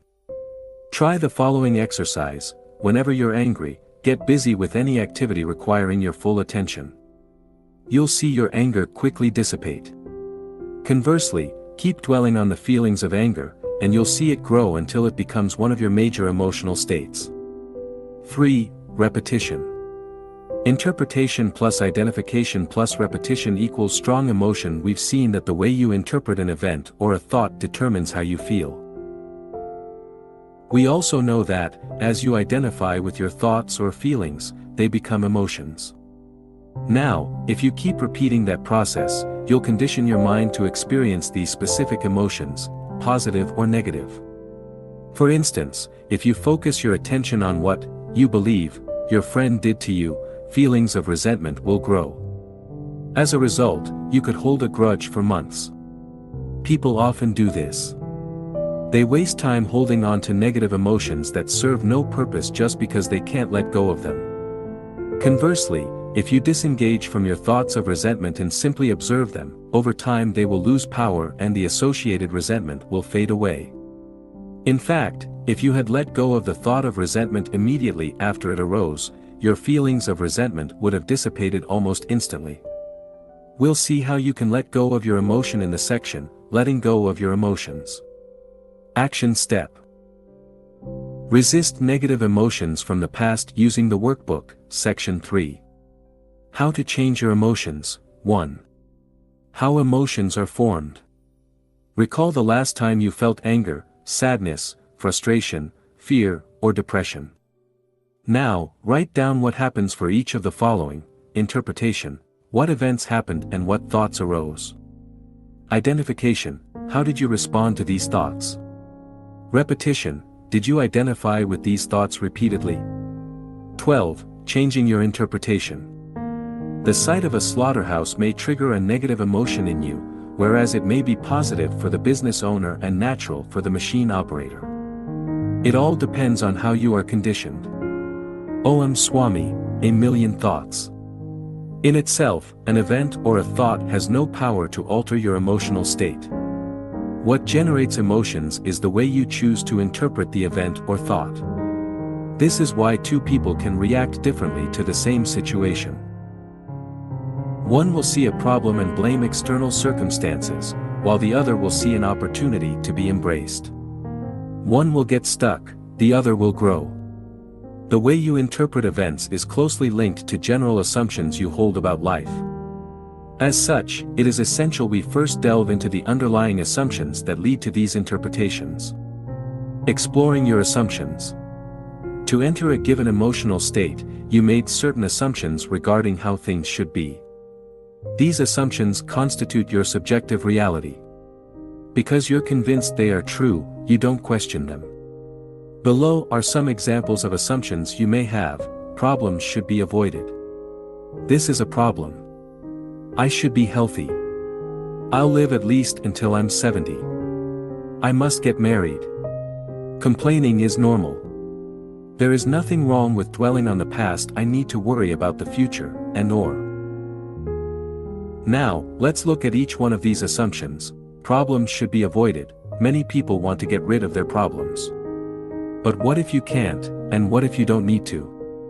For sure, some people have better problems than others, but everybody has problems. What if the assumption that you shouldn't have any problems is wrong? What if you need to learn how to dance in the rain and make the most of your problems? What if problems are just challenges to be overcome, and part of life? This is a problem. What if this thing you label as a problem is actually not a problem? What if it doesn't matter as much as you think? What if it's an opportunity in disguise? And how could you make it so? I should be healthy. We tend to take our health for granted, but we cannot guarantee we won't get sick tomorrow. What if your health is a blessing and not necessarily the default position? Wouldn't that make you think of your health in a different way? I'll live at least until I'm 70, you probably assume you'll live a long life, but what if that's not the case? Isn't living a long life a blessing rather than something you should take for granted? Unfortunately, some people die young, but that's the nature of reality. People say, he died too young, but is that correct? Isn't it more accurate to say that he just died? Neither too young nor too old. I must get married. Maybe, maybe not. That's just your interpretation. Shoulds are generally things society or your parents expect you to do, but it doesn't mean it has to be that way. These are often cultural norms or conditioned behaviors. Complaining is normal. Most complaining is a play of the ego and is not constructive. It doesn't help you and doesn't change anything. The only thing it does is strengthen your ego and offend people. Try to spend an entire week without complaining and see what happens. There is nothing wrong with dwelling on the past. You probably spend too much time dwelling on the past. Everybody does. But do you realize the past exists only in your mind? And do you realize you can't change it no matter what you do? Learning from your past is useful, dwelling on it isn't. I need to worry about the future. Worrying about the future is unavoidable to a certain extent, but it doesn't help. Instead, you should do the best you can in the present to avoid future problems. You don't need to have the perfect life to be happy. Happiness is a choice you need to make every day. You must practice it since, as we've seen before, external factors won't significantly affect your happiness. These are just some examples of assumptions you may hold. My intention here is to show you that your interpretations, and the emotions generated from them, are largely the result of the assumptions you hold about the world. Thus, to experience more positive emotions, it is important you spend time revising your assumptions. Analyzing your interpretations. As we've already seen, you interpret events based on your assumptions. Now, below are some questions to help you understand what I mean by interpretations. Do you think everything happens for a reason and embrace it, or do you play the victim? Do you believe temporary setbacks are just milestones that will lead you to succeed, or do you give up when you encounter your first major setback? Do you try to change things that cannot be changed, or do you accept them? Do you believe you're here for a reason, or do you wander through life without any clear purpose? Do you believe problems are bad and should be avoided, or do you believe they are a necessary part of life? Remember, what differentiates people who live a happy life from people who are miserable is often how they choose to interpret their lives. Action step. Write down interpretations of your emotions using the workbook, section 3. How to change your emotions, 2. Changing your story. Write down 1 or 2 emotional issues you currently have. Ask yourself, if I could get rid of some emotions, losing which ones would have the most positive impact on my life? Your interpretation of these issues. Ask yourself, what would I need to believe for my story to be true? New empowering interpretations that will help you deal with these issues. Ask yourself, what do I need to believe to avoid experiencing these negative emotions? 13. Letting go of your emotions. Emotions are just emotions. They are not you, they are not facts, and you can let them go. Hale Dworkin, the Sedona Method. As we've seen, interpretation, identification and repetition can lead to the creation of strong emotions. In this section, we'll see what you can do to start letting go of emotions that aren't helping you achieve the life you want. Emotions are energy in motion, but what happens when you prevent the energy from moving? It accumulates. When you repress your emotions, you interrupt the natural flow of energy. Sadly, nobody taught you how to deal with your emotions, or even that both positive and negative emotions are a natural phenomenon. Instead, they told you that your negative emotions should be repressed because they are bad. As a result, you may have been repressing your emotions for years. By doing so, you let them sink deeper into your subconscious, allowing them to become part of your identity. They have often become patterns you may be unaware of. For instance, perhaps you feel you aren't good enough. Or maybe you experience guilt on a regular basis. These are the results of core beliefs you developed over time by repressing your emotions. Most of us have too much emotional baggage and need to learn to let go of it. We need to declutter our subconscious and get rid of the negative emotions preventing us from enjoying life to the fullest. The fact is, your subconscious is already programmed to help you deal with life. Your subconscious ensures you don't accidentally forget to breathe, keeps your heart beating and regulates your body temperature among millions of other things. It doesn't need additional beliefs to function well. Neither does it need to store emotions. If you're like most people, you spend the majority of your time living in your head. As a result, you're largely out of touch with your emotions. To start letting go of your emotions, you must first become aware of them by becoming more in touch with your body and the way you feel. Below are a few simple steps you can take to start letting go of your emotions. 1. Observe your emotions with detachment. Whenever you experience a negative emotion, simply observe it with as much detachment as you can. That means getting in touch with your body. Realize that each thought or image crossing your mind isn't the emotion itself, it's only your interpretation of it. Practice feeling how it feels. Try to locate the emotion. Think of the way you would describe the emotion to someone else. Remember, don't engage in a story revolving around that emotion, and believe in whatever images or thoughts that arise when you experience that emotion. 2. Label your emotion. Remember, emotions are merely temporary experiences, or if you prefer, clothes you wear for a while. They aren't you. When you experience an emotion, you say things like, "I am angry," "I am sad," or "I am depressed." Notice how you instantly identify with your emotions. However, this is factually incorrect. The emotions you experience have nothing to do with who you really are. If you were your depression, you'll be depressed all day long every single second of your existence. Fortunately, that's not the case. Let's assume you feel sad. Rather than saying, "I'm sad," a more accurate way to describe that emotion would be, "I feel sad," or "I experience a feeling of sadness." Can you see how different it is from saying, "I'm sad"? It gives you more space to distance yourself from your emotions. The more you become aware of your emotions, the more you can label them and detach yourself from them, and the easier it will be to let go of these emotions. 3. Let go of your emotions.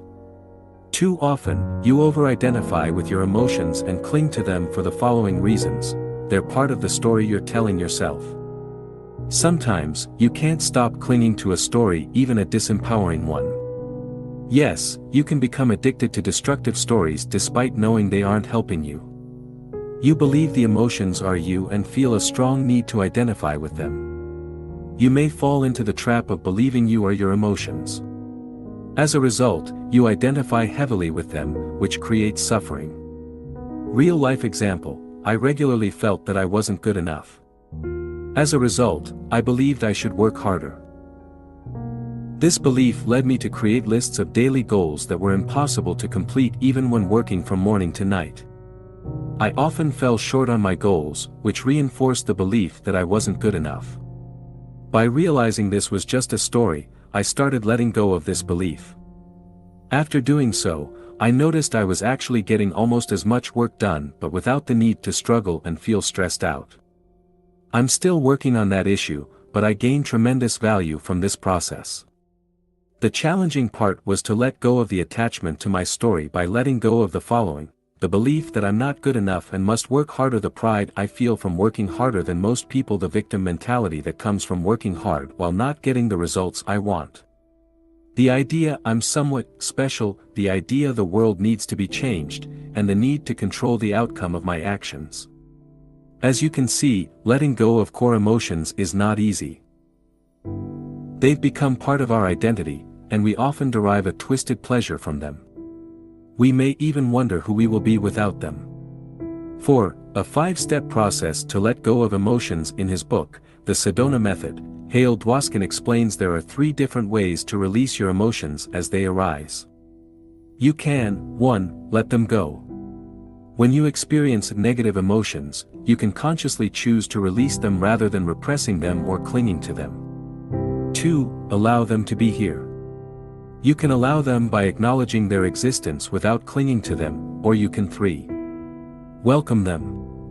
You can accept them and have a closer look at them to discover what the core of these emotions are.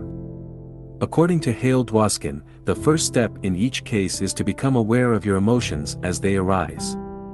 He then introduces a 5-step process to let go of your emotions. Step 1.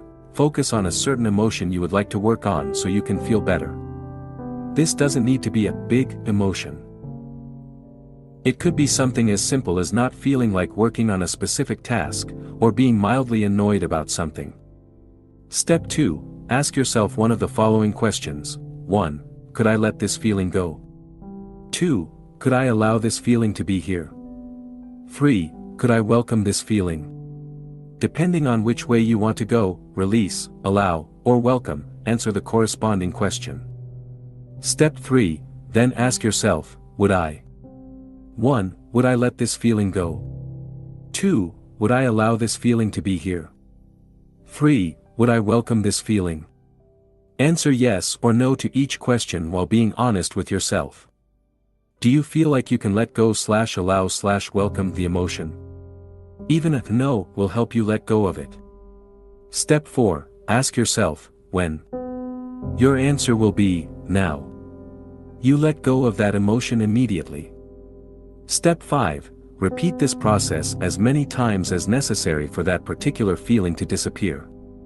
You may be tempted to brush off this technique as overly simplistic and ineffective. Don't do that. Try it for yourself. Remember that you are not your emotions.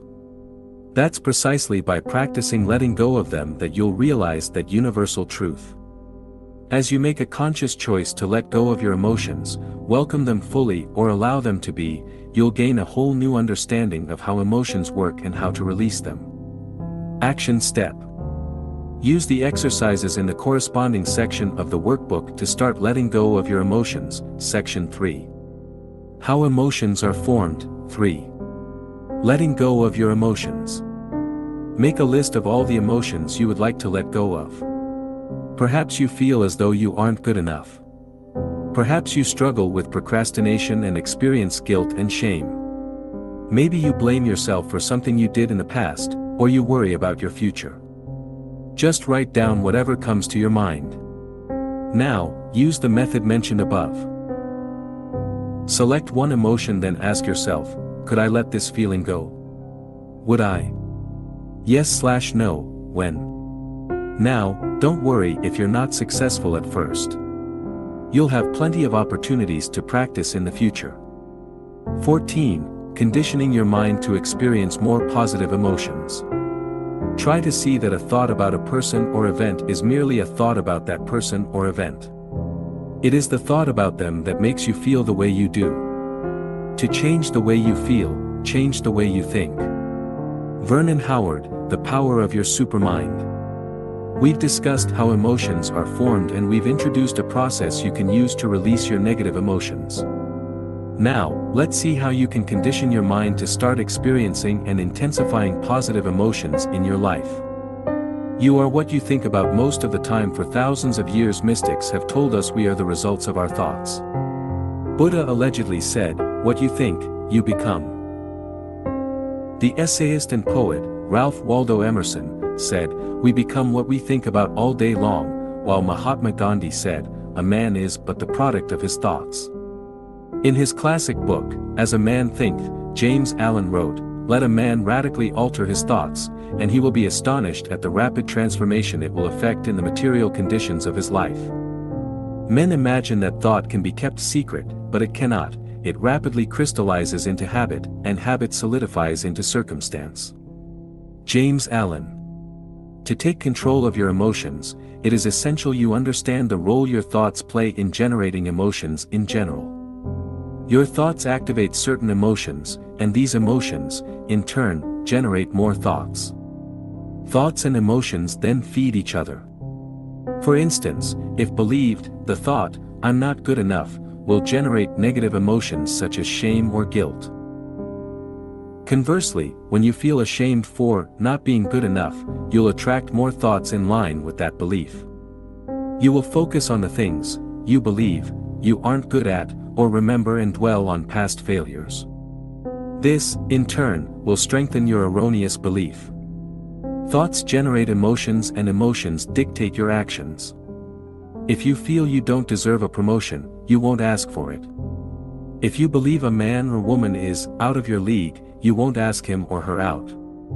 In a nutshell, this is the way thoughts work.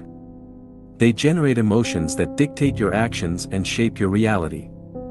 While this may not be obvious to you in the short term, in the long term, you'll realize your thoughts have a tremendous impact on your life. Thoughts and emotions determine your future. Humans possess a power no other living beings have, their imagination. We can use our thoughts to manifest things and turn the invisible into the visible. However, a thought in itself isn't enough to manifest things or circumstances. It must be fueled with an energy in the form of emotion, such as enthusiasm, excitement, passion, or happiness. For this reason, someone enthusiastic about his or her dream will achieve more than a pessimistic and unmotivated person.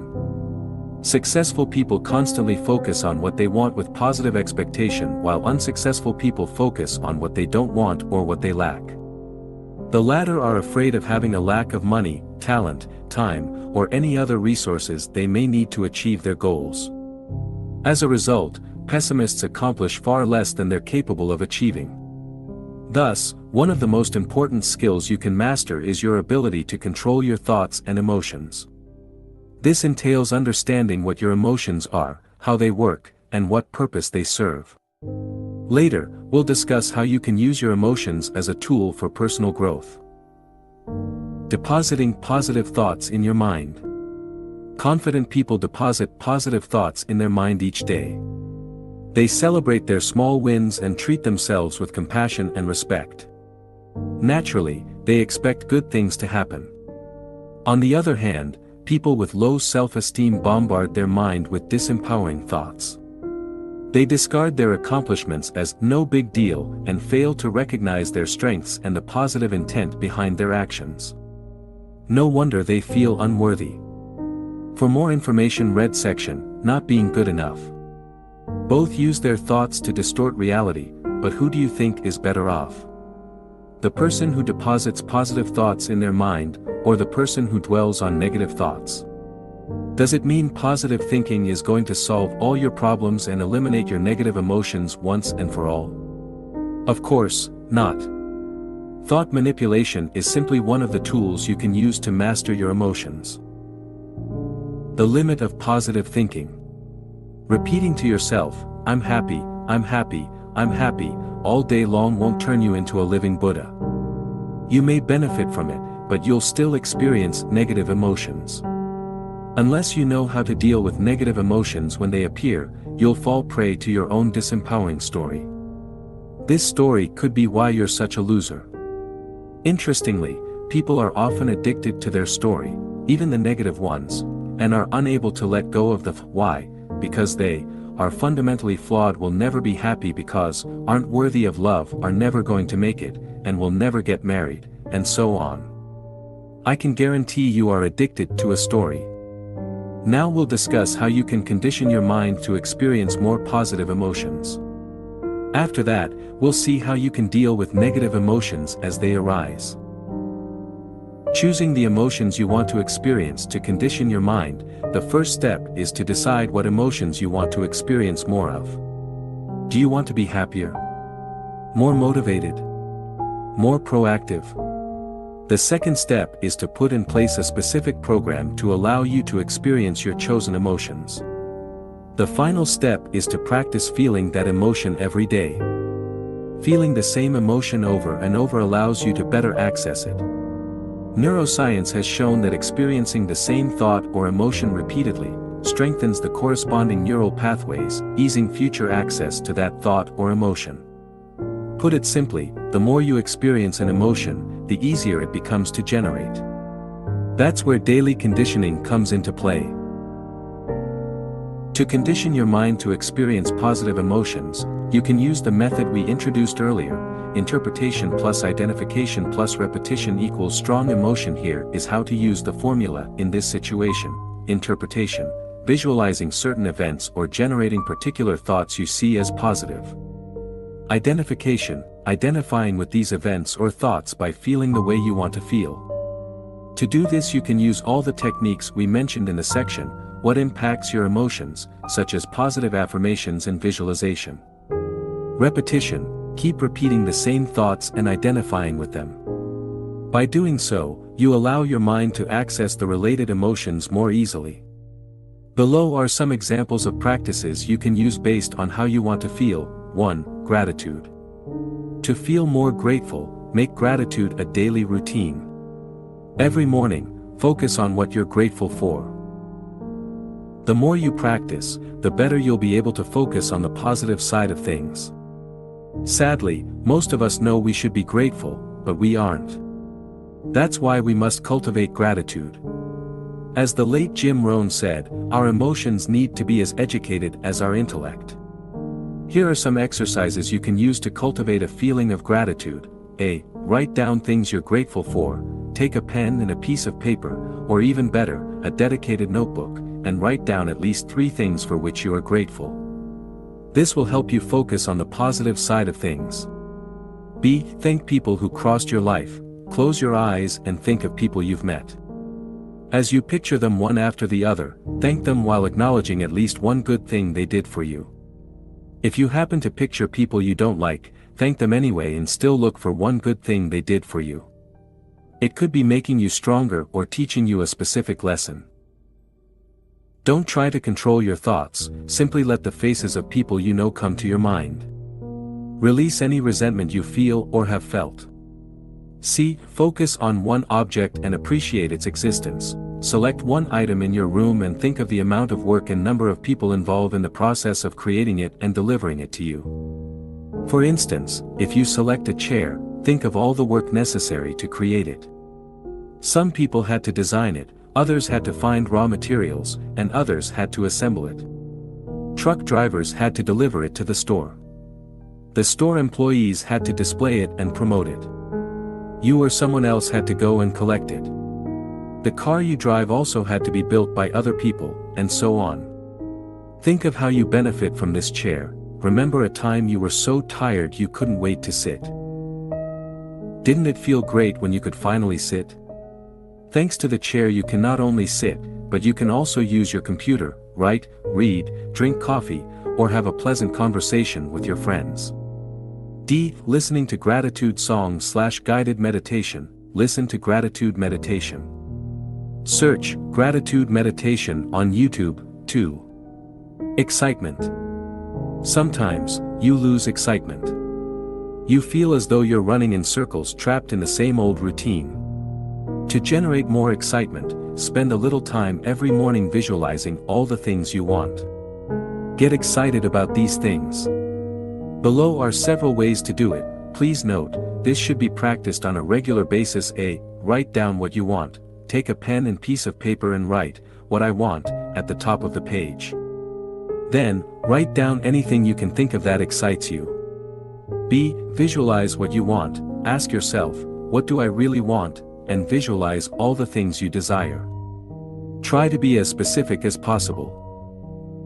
Clarity is power.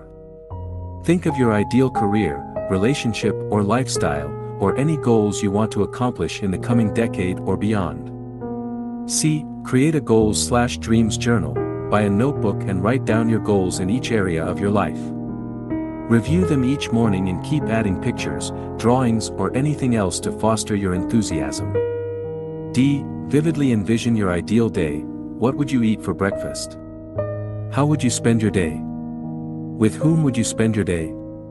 What would you do in the evening? Where would you live? How would you feel?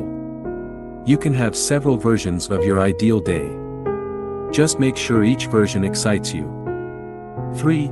Confidence/certainty. If you want to have more confidence in your ability to achieve your goals, visualize yourself as having already accomplished them, and feel good about it. Practice developing a sense of certainty. Commit to your vision in your mind. Each time you visualize your goal, give the energy of commitment to it. Know it's going to happen. 4. Self-esteem. To boost your self-esteem, keep track of your daily accomplishments. You do many things right, but you tend only to remember things you do wrong. No wonder your self-esteem suffers. Buy a notebook and dedicate it to this purpose. Record your accomplishments every day. Some examples of accomplishments would be: I woke on time. I ate some fruit. I cleaned my desk. I completed project A. I exercised. I completed my morning ritual, and/or I read. As you can see, you don't have to write down anything big. In fact, by writing down small accomplishments, you condition your mind to look for more wins, which, over time, enhances your self-esteem. For more exercises related to self-esteem, refer to the section, Not Feeling Good Enough. 5. Decisiveness. As you practice being more decisive, you'll boost your productivity, which will affect your well-being. As we'll see in the section, Procrastination, stalling can create a lot of emotional suffering. To become more decisive, you can use the 5-second rule, introduced by Mel Robbins in her book of the same name. In it, Mel Robbins argues there is only one rule when it comes to productivity, success, or getting everything you ever wanted: you have to do something whether you feel like it or not. If you can do the things you don't feel like doing, you'll get everything you've ever wanted. Her 5-second rule states you have 5 seconds from the moment you have an idea to the moment you take action. If you fail to act within these 5 seconds, your mind will talk you out of it. The nature of the mind is to prevent us from doing anything scary or tiring.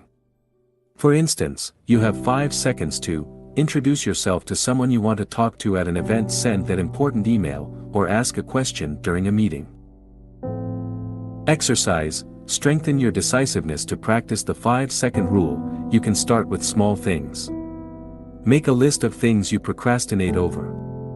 Perhaps you put off washing the dishes, or cleaning your home. Maybe, you delay calling someone or sending some emails. Write it down. Now, select a couple of things on which you'll use the 5-second rule. Commit to using the rule for at least a week. When you think of washing the dishes, calling someone, or anything, count down from 5 to 0, and take action before you reach 0. Common mistakes to avoid when conditioning your mind. As you condition your mind to experience more positive emotions, avoid making the following mistakes: trying to implement too many changes at once. Stick to 1 or 2 exercises for a month or so before trying any other exercises. Starting too big, keep it small and make sure the exercises aren't too challenging. Remember, taking control of your emotions is a long-term game. It's a marathon, not a sprint. To learn more about how to create an exciting morning ritual, please consult my book, Wake Up Call: How to Take Control of Your Morning and Transform Your Life. Action Step. Refer to the corresponding section in the workbook and choose the emotions you want to experience more of. Section 3. How to change your emotions. 4. Conditioning your mind. 15. Changing your emotions by changing your behavior. Action seems to follow feeling, but really action and feeling go together, and by regulating the action, which is under the more direct control of the will, we can indirectly regulate the feeling, which is not. William James, philosopher and psychologist. We've seen you can influence your emotions by using your body, mind, or words. We've also discussed how you can change your interpretations of thoughts or events to change your emotional state. Unfortunately, when negative emotions suddenly arise or are too strong, changing your body posture or using positive affirmation might not be enough. In fact, trying to replace a negative emotion by a more positive one often fails. You cannot always overcome depression by cheering up or counteract grief by deciding to just feel good. Neither can you expect profound sadness to disappear by repeating the phrase/mantra, "I'm happy, I'm happy, I'm happy." However, you can influence the way you feel by changing your behavior. As you alter your behavior, your feelings will change accordingly. It may happen almost immediately, as when you distract yourself from mild anger by performing a task. Or it may take weeks or even months while you deal with profound emotions such as intense grief or depression. To start changing the way you feel, whenever you experience a negative emotion, ask yourself the following questions: what causes that emotion, and what can I do about my present reality? After asking these questions, identify concrete actions you could take to change your emotional state. Remember, by nature, emotions will fade as time passes. That is, unless you reinforce them by replaying the same situation over and over in your mind. Below are some real-world examples to help you better understand how it works. Example 1. If, after your boyfriend or girlfriend broke up with you, you keep remembering the good times you had together with sadness, it will take longer to get over the breakup. Although there is nothing wrong with feeling sad or remembering the past, if you want to move on, a better option is to avoid revisiting the past wherever possible. In this case, changing your behavior would be, do your best to stop revisiting the old memories. Example 2, if you constantly worry about an upcoming presentation at work, changing your behavior might be rehearsing your speech for hours. Doing this, you'll know the text so well you'll be able to perform well even under pressure. To give yourself an even better chance at success, you could also rehearse in front of your colleagues or friends. Example 3, if you've been resenting a particular friend for weeks because of something he said or did, changing your behavior might be having an honest talk with him and share your feelings.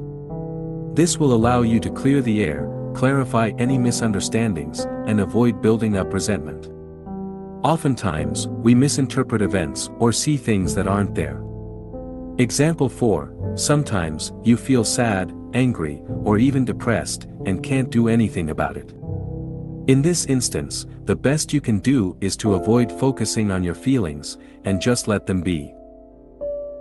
Your job here is to do what you have to do and live your life until these emotions fade. Don't forget to practice letting go of negative emotions as they arise. As you learn to detach yourself from the negative emotions, it will help prevent them from growing and becoming more entrenched. Action step using the workbook. Let's do an exercise using an example from your life. Section 3. How to change your emotions. 5. Changing your emotions by changing your behaviors.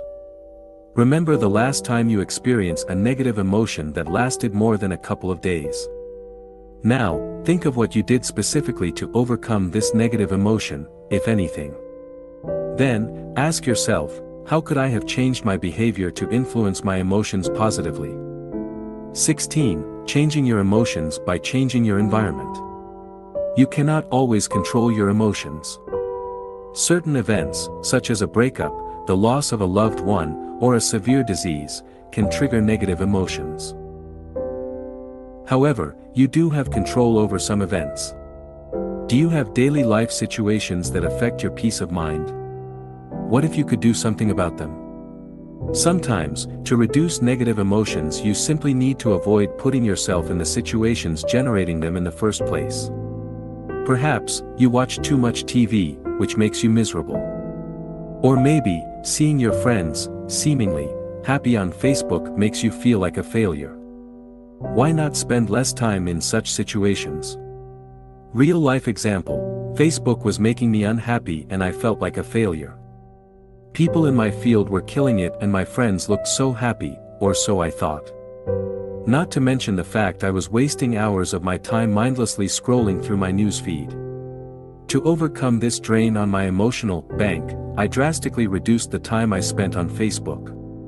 Ever since making the decision, I've been feeling better. This example shows you that small changes can enhance your well-being. If you look at the things you do daily, you'll find activities or behaviors that don't support your happiness.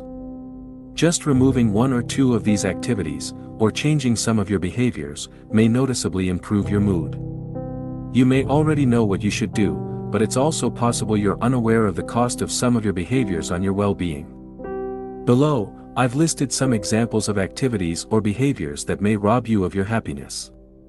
Ask yourself whether they're contributing to your overall sense of well-being. Watching TV. Although watching TV can be fun, it's also a passive activity which may not contribute much to your happiness. Spending time on social media. Social media is convenient and it allows you to keep in touch with your friends, but it can also be addictive. Facebook or Twitter can turn you into an addict craving the approval of others. Hanging out with negative people. People you hang out with have a tremendous influence on your emotional state. Positive people will lift you up and help you achieve your wildest dreams. Negative people will suck up your energy, demotivate you and destroy your potential. As Jim Rohn said, you are the average of the 5 people you spend the most time with. Make sure you surround yourself with the right people. Complaining and focusing on the negative. Do you constantly see the negative side of things? Do you dwell on the past? If so, how does this affect your level of happiness? Not finishing what you start, leaving tasks and projects unfinished in your personal and professional life can have a detrimental effect on your mood. Unfinished business clutters your mind.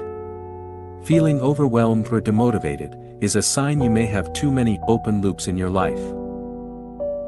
Examples of open loops are unfinished projects you've been procrastinating over, or avoiding people you need to talk to. These are just a few examples.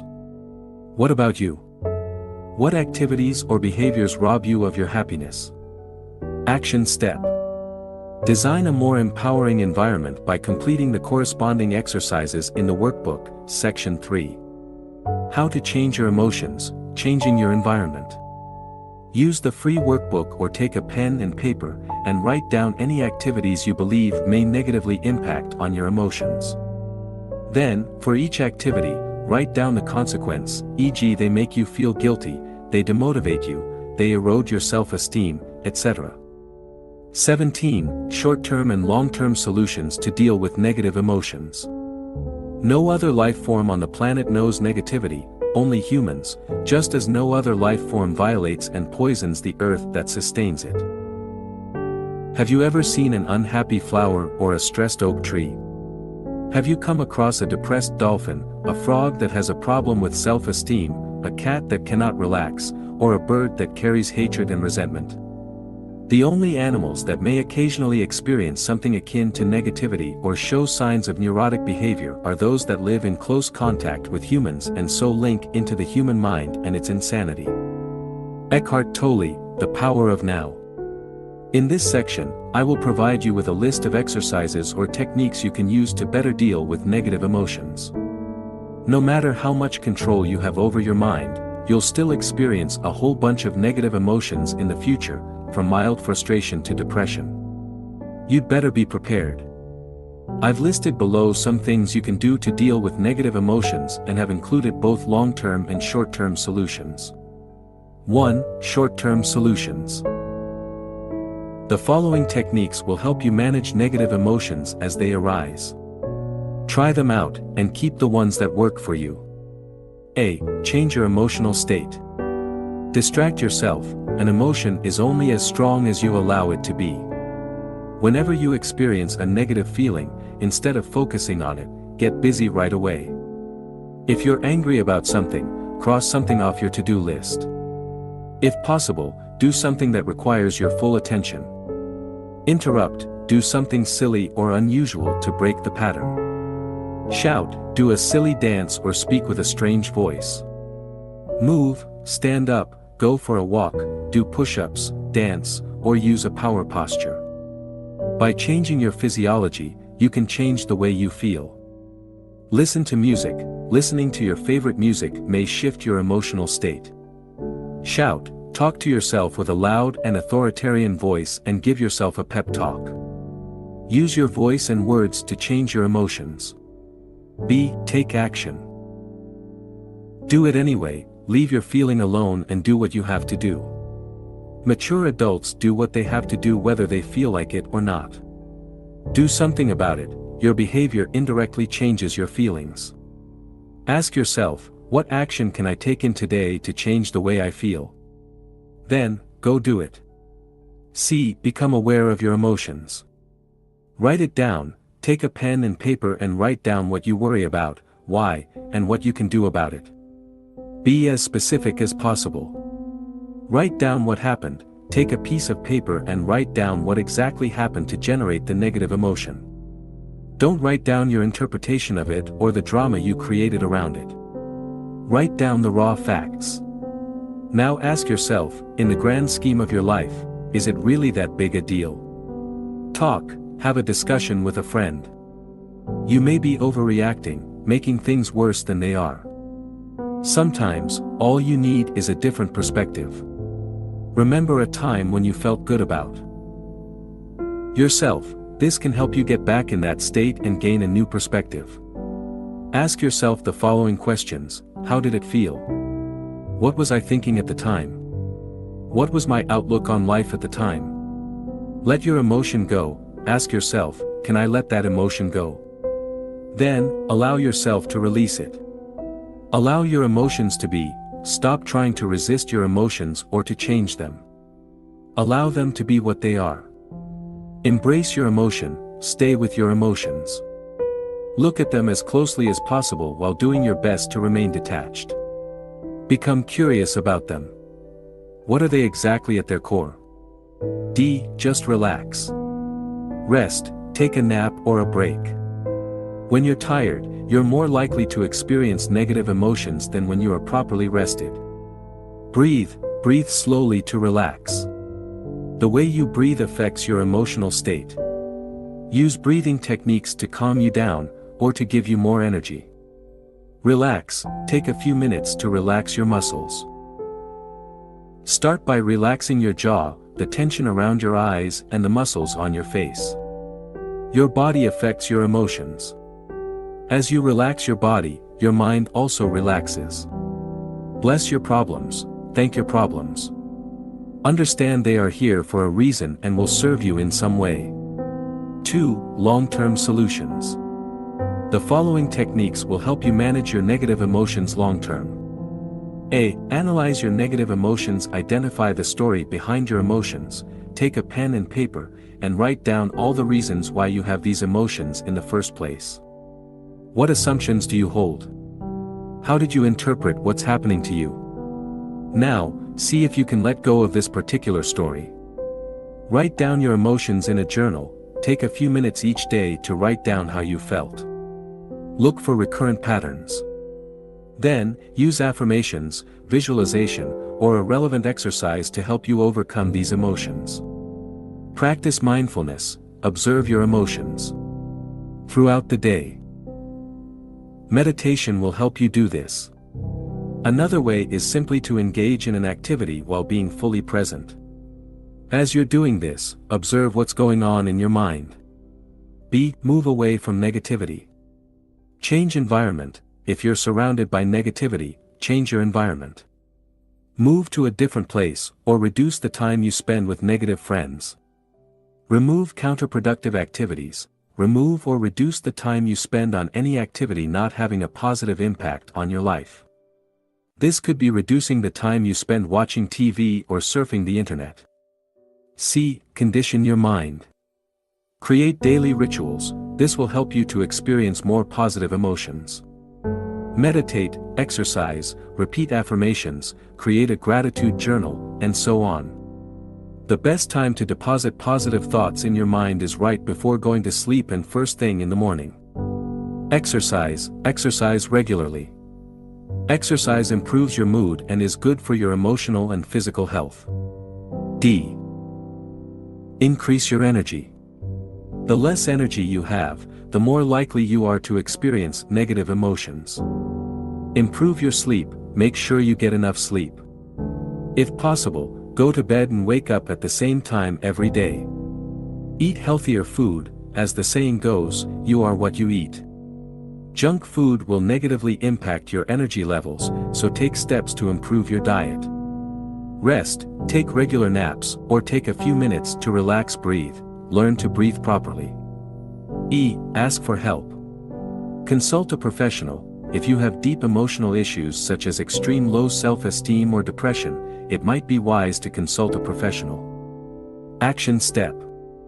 Write down one short-term and one long-term technique you want to use. Ask yourself, among the items on the list, what is the one technique that will best help me deal with negative emotions? Section 3. How to change your emotions, short-term solutions/long-term solutions. Part 4. How to use your emotions to grow. I suggest to you that every situation, every moment, provides the opportunity for self-growth and development of your character. Reality keeps bringing us circumstances. Sometimes I picture them as waves breaking on the shore, and we have the chance to keep merging with that reality to fit ourselves to it, to dive into those waves. David K. Reynolds, author of Constructive Living. We've seen what emotions are, how they are formed, and how you can reprogram your mind to experience more positive emotions. Now, let's see how you can use your emotions as a tool for personal growth. Most people underestimate how useful emotions can be. They never truly realize they can use their emotions to grow. Think of it this way. Your emotions send you a message. They tell you that your current interpretation of reality is biased. The problem is never reality, but the way you interpret it. Never forget, you have the power to find meaning and joy even in the worst situations. For instance, Alice Sommer had every reason in the world to feel hopeless. She was imprisoned in a concentration camp during World War II and didn't know how long she had left to live. She, nevertheless, found joy. As she recalls, "I was always laughing. We were lying on the floor with my son, and he saw me laughing. How can a child not laugh when the mother laughs?" Alice Sommer. Nick Vujicic believed he would never be happy. After all, he was born with no arms or legs.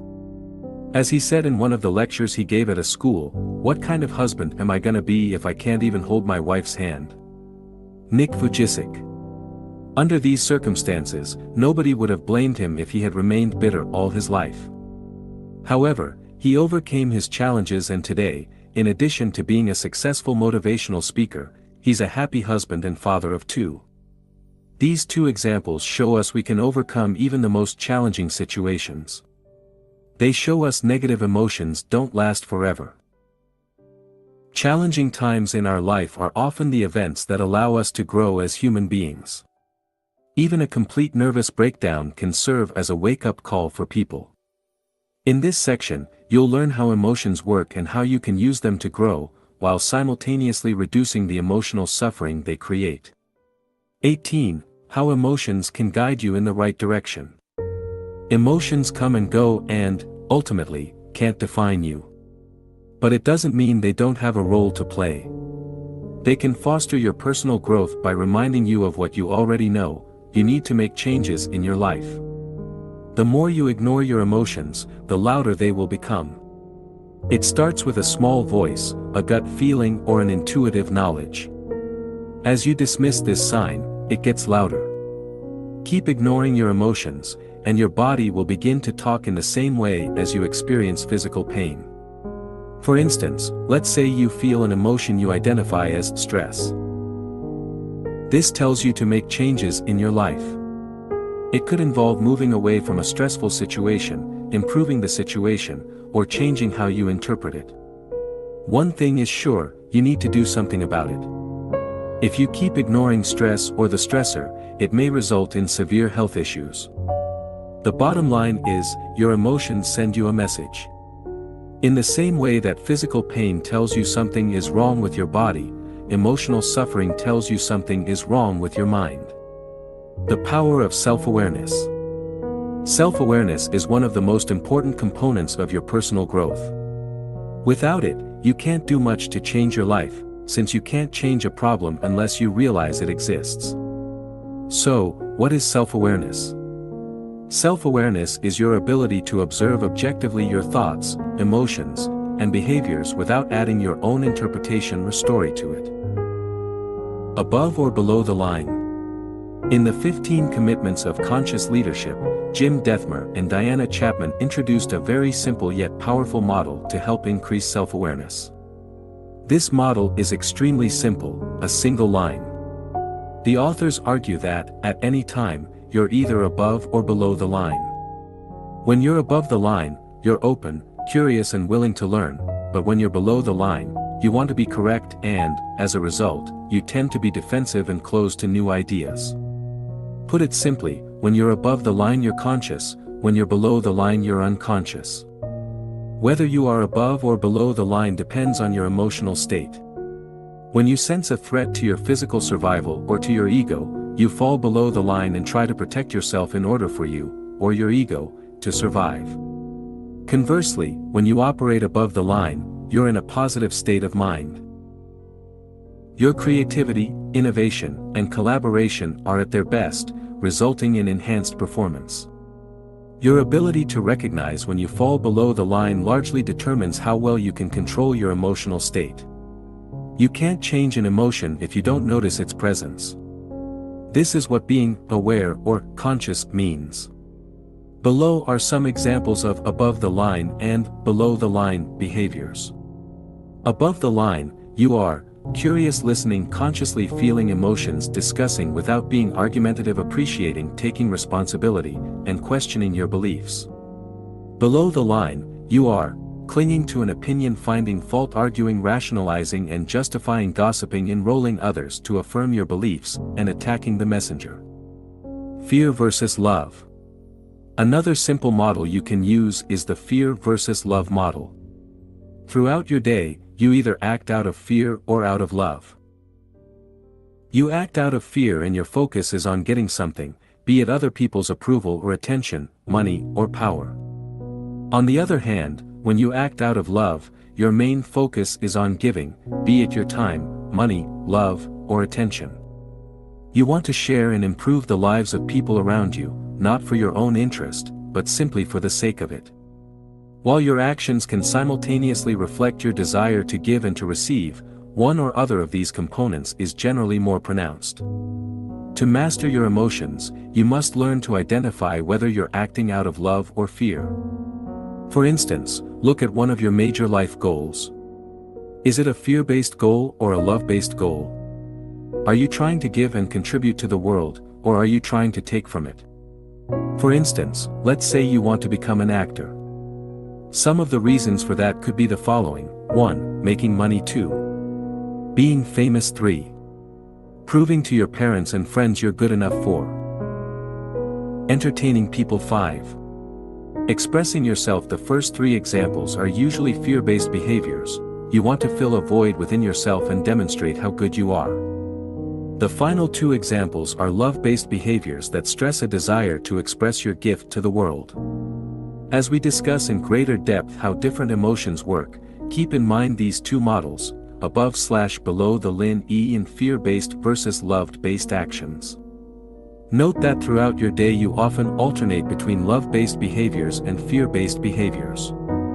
For instance, you may be absorbed by a task that helps people and make you feel complete. In this moment, you don't need anything. 5 minutes later you may imagine how proud your father will be once you finally earn a promotion. In this moment, you're no longer feeling complete. Instead, you are trying to get something, in this situation, your father's approval. Start noticing the underlying motivations behind your actions. As you do so, you'll begin to realize you spend a considerable amount of time trying to earn other people's approval, whether they be your colleague, your boss, your parents, or your partner. Notice this, and ask yourself what you can do to move from wanting to get to wanting to give. Now, with these two models in mind, let's see how you can bring more awareness to the emotions you experience in your day-to-day life. 19. Recording your emotions. The first step to improve the way you feel is to become more aware of the emotions you experience on a regular basis. Before you can generate more positive emotions, you must first determine your starting point. To shed a light on the emotions you're experiencing in your daily life, I invite you to record your emotions for an entire week. Use a notebook or the downloadable worksheet to do so. Spend a couple of minutes each day to record how you feel and rate yourself on a scale of 1 to 10, 1 being the worst you can feel, and 10 being the best you can feel. At the end of the week, give yourself an overall score and answer the following questions. What negative emotions did you experience? What caused these emotions? What are the hard facts? Did you have specific thoughts that lead you to feel that way? Did external events trigger these negative emotions? Did you lack sleep? Did you become ill? Were you in an accident? What really happened? Not in your mind, but in the physical world. What was your interpretation of the facts? What would you need to believe to feel that way? Are your beliefs accurate? Could you have felt better by interpreting thoughts or events differently? How did you return to your neutral state? What happened exactly? Did you change your thoughts? Did you take action on things you were avoiding doing? Did it just happen naturally? What could you have done to avoid or reduce these negative emotions? Concrete example, let's say you record your emotions for a week and notice that you were mildly depressed for a couple of days. Here is what it could look like. What caused this emotion? I was asked to do a task at work and felt unable or incompetent to complete it. What really happened? I was asked to complete a task and I did it. What was your interpretation of the facts? I felt like I was incompetent and everybody in the office but me could do the task. I felt as though I should have been able to do the task well. I felt as though everybody was judging me. What would you need to believe to feel that way? I would need to believe, I am incompetent. Being incompetent is unacceptable. I should have been able to do that task. Everyone is judging me. Are your beliefs true? Are you really incompetent? Maybe I'm biased and I judged myself too harshly. Is being incompetent unacceptable? No. The fact is, I cannot always be competent at everything. Should you be able to do that task? I haven't much experience performing similar tasks and there was no way I could do it without asking for help. Is it true that everyone judging you? Some people may judge me, but that's probably not true of everyone. It's also possible nobody really cares. After all, they have their own issues to deal with. And what if nobody noticed? Or perhaps, I did okay and the negativity is all in my mind. How did you return to your neutral state? I realized it was actually no big deal. I asked a colleague whether I did the task correctly. He helped me and gave me some advice. He also recommended some good books to help improve my skills. What could you have done differently to avoid or reduce this negative emotion? I could have asked someone to help me instead of trying to do everything on my own. As you go through this process, you'll notice what causes you to experience negative emotions. You'll be able to identify self-defeating behaviors and overcome them using daily conditioning and affirmation. Additional tip, remember to write down how you feel each day using a dedicated journal. This will help you detach yourself from your emotions as you realize ups and downs are a normal part of living. Action step. Record your emotions using the workbook, section 4. How to use your emotions to grow, record your emotions. 20. Not being good enough. When I won the Oscar, I thought it was a fluke. I thought everybody would find out, and they'd take it back. They'd come to my house, knocking on the door, "Excuse me, we meant to give that to someone else." That was going to Meryl Streep. Jodie Foster. You think, why would anyone want to see me again in a movie? And I don't know how to act anyway, so why am I doing this? Meryl Streep, do you feel as though you aren't good enough? Guess what? You're not the only one. The other day I wrote the following to a fellow blogger: there are a lot of topics I could write about, but there are already so many books out there. Sometimes, I'm like, what's the point? He replied, I know the feeling of, what's the point? Everything worth saying has already been said. And who am I to write about it anyway? What have I achieved so far? Well. I guess it's natural. Good to know that we're not the only ones struggling. Whether or not you're aware of it, millions of people feel the same way. The feeling of not being good enough alone must have killed more dreams than anything else. And who has never felt that way? Here is a non-exhaustive list of how I felt in my life. I'm not a good enough writer. I'm not charismatic enough, I'm not competent enough, I'm not confident enough, I'm not courageous enough, I'm not disciplined enough, I'm not good enough at public speaking, I'm not handsome enough, I'm not inspiring enough, I'm not interesting enough, I'm not making enough money, I'm not muscular enough, I'm not patient enough, I'm not perseverant enough, I'm not proactive enough, I'm not productive enough, I'm not smart enough, I'm not taking enough action, I'm not tough enough, I'm not working hard enough, my English isn't good enough, my Japanese isn't good enough, and my memory isn't good enough. And I could go on. People who feel they aren't good enough tend to have low self-esteem. They focus on what they aren't good at while filtering out all the things they are good at. Try complimenting them and all you'll hear is, "It's no big deal." Worse, they may even think you're being polite, or trying to manipulate them. These people have a hard time accepting compliments. Instead of a simple thank you, they return the compliment, or downplay their role. Perhaps, you're acting the same way. See if you do one of the following things when receiving a compliment. 1. Dismiss the whole thing as being no big deal, anybody could have done it. 2. Talk about all the things you did wrong while explaining what you could have done better. 3. Try to return the compliment, "Thank you. I think you did a fantastic job, too." Notice your inability to accept a compliment 100% in the 3 cases above. You may not only brush off your accomplishments, but also magnify every single of your failure to reinforce the case you aren't worthy. You keep a long list of your failures, unwilling to let go of them as they fit your story. Who would you be if you were no longer the man or woman who's never good enough? As strange as it may seem, there's something scary about that. At least, the certainty of not being good enough gives you some comfort. Imagine what would happen if you released the hold you have on your story, try something you've always wanted to do, and fail.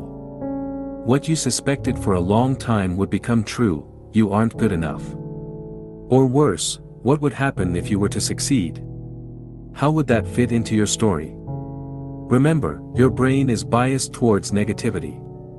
Adding your own bias will certainly not help you feel good about yourself. The fact is, you do most things well.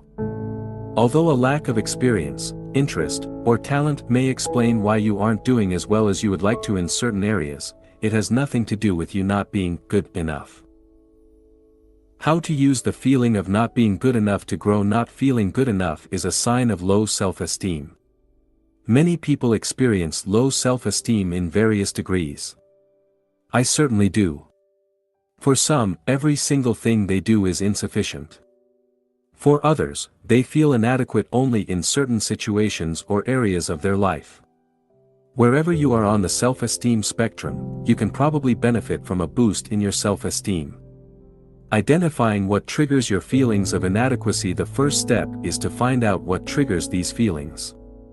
What thoughts are you identifying with? Which areas of your life are concerned? Take a few minutes to write down the following: the situations in which you feel like you aren't good enough, and the thoughts you identify with, your story. Keeping track of your accomplishments.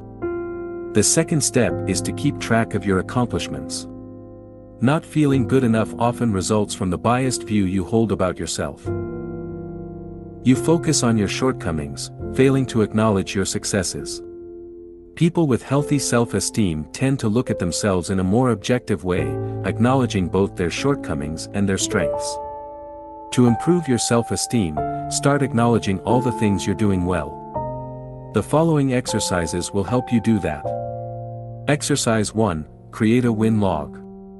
One of the best ways to acknowledge your accomplishments is to write them down. For this exercise, I encourage you to use your dedicated notebook. 1. First, write down everything you've accomplished in your life. Come up with a list of 50 things. If you run out of things, write smaller accomplishments.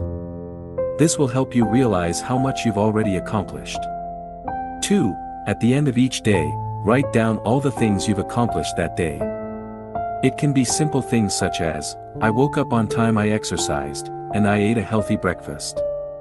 Try to come up with 5 to 10 things each day. Exercise 2. Fill up your self-esteem jar. An alternative is to write down each thing you've accomplished on separate pieces of paper and put them into a jar.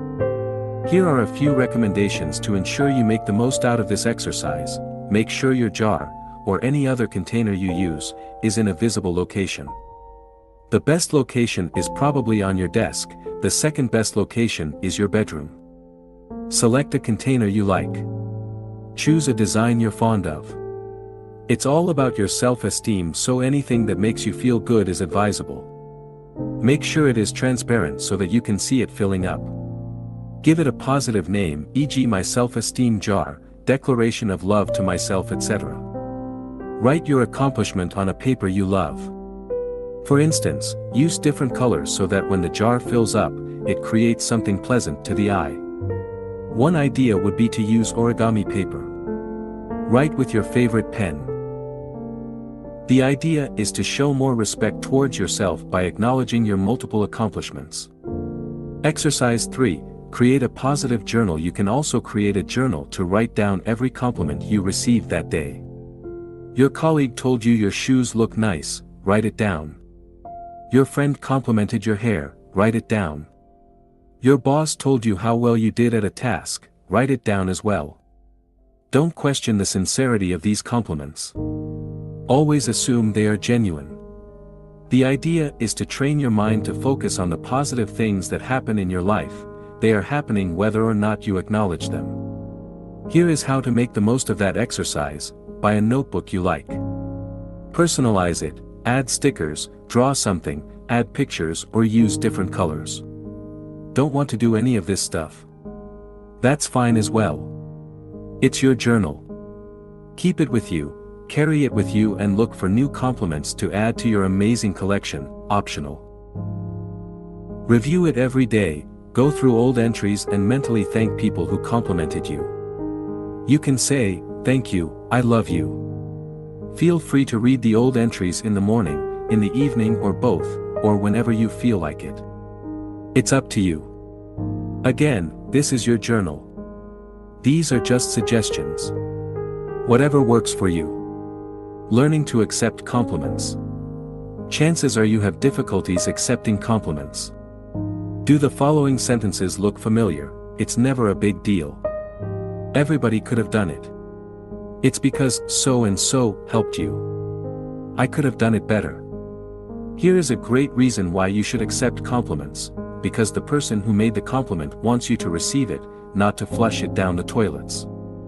Imagine you just gave a gift to someone. How would you feel if that person, after opening the box, dropped the gift to the floor, stepped on it and threw it away?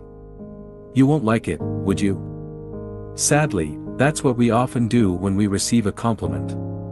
When we refuse to accept a compliment, we are disrespecting the person who went out of their way to deliver it. Wouldn't you want your compliment to be accepted wholeheartedly? Exercise 1. Accept compliments. This simple exercise will help you accept a compliment. Whenever someone compliments you, say the following: thank you. That's it. There is nothing simpler.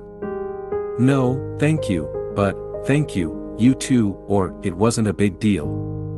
Simply say, thank you. Here is how to make the most of that exercise. Say thank you out loud and clearly. You may discover you have the tendency to repress your feelings and end up saying thank you almost mechanically. In fact, you may realize you've never really said, thank you, with all your heart. Let it sink in. Before you start a new sentence, give space for the feeling of gratitude to express itself. Don't downplay the compliment or explain why you're worthy or unworthy of it. Tell it the way you feel it. Show your appreciation by telling the person who complimented you how you feel. You may experience resistance. Many of us have difficulties expressing gratitude because our pride prevents us from doing so. After all, we're strong and don't need anybody's help or compliments, do we? We don't want to feel vulnerable. If you experience resistance and find the exercise difficult, recognize this is normal. Your ability to accept a compliment can be a good indicator of your level of self-esteem. Practice accepting compliments and allow yourself to feel vulnerable. Accepting you're worthy of compliments will help you boost your self-esteem. Exercise 2, the appreciation game. The purpose of this game is to learn to appreciate things in yourself you didn't previously acknowledge, or like.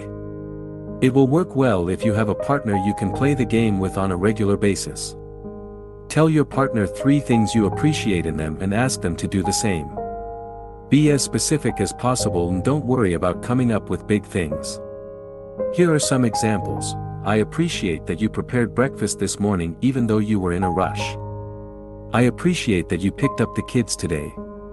I appreciate the way you always listen to my problems after work. To go further, self-esteem is a complex topic. It affects a lot of people and is often misunderstood. Overcoming low self-esteem takes time and effort. If you regularly feel you aren't good enough, I encourage you to refer to the following books. If, upon reading these books, you realize you have severe and chronic self-esteem issues, you may want to consult a specialist. The 6 Pillars of Self-Esteem, by Nathaniel Branden, Ph.D. Breaking the Chain of Low Self-Esteem, by Marilyn Sorensen, Ph.D. Low Self-Esteem, Misunderstood and Diagnosed, Why You May Not Find the Help You Need, by Marilyn Sorensen, Ph.D.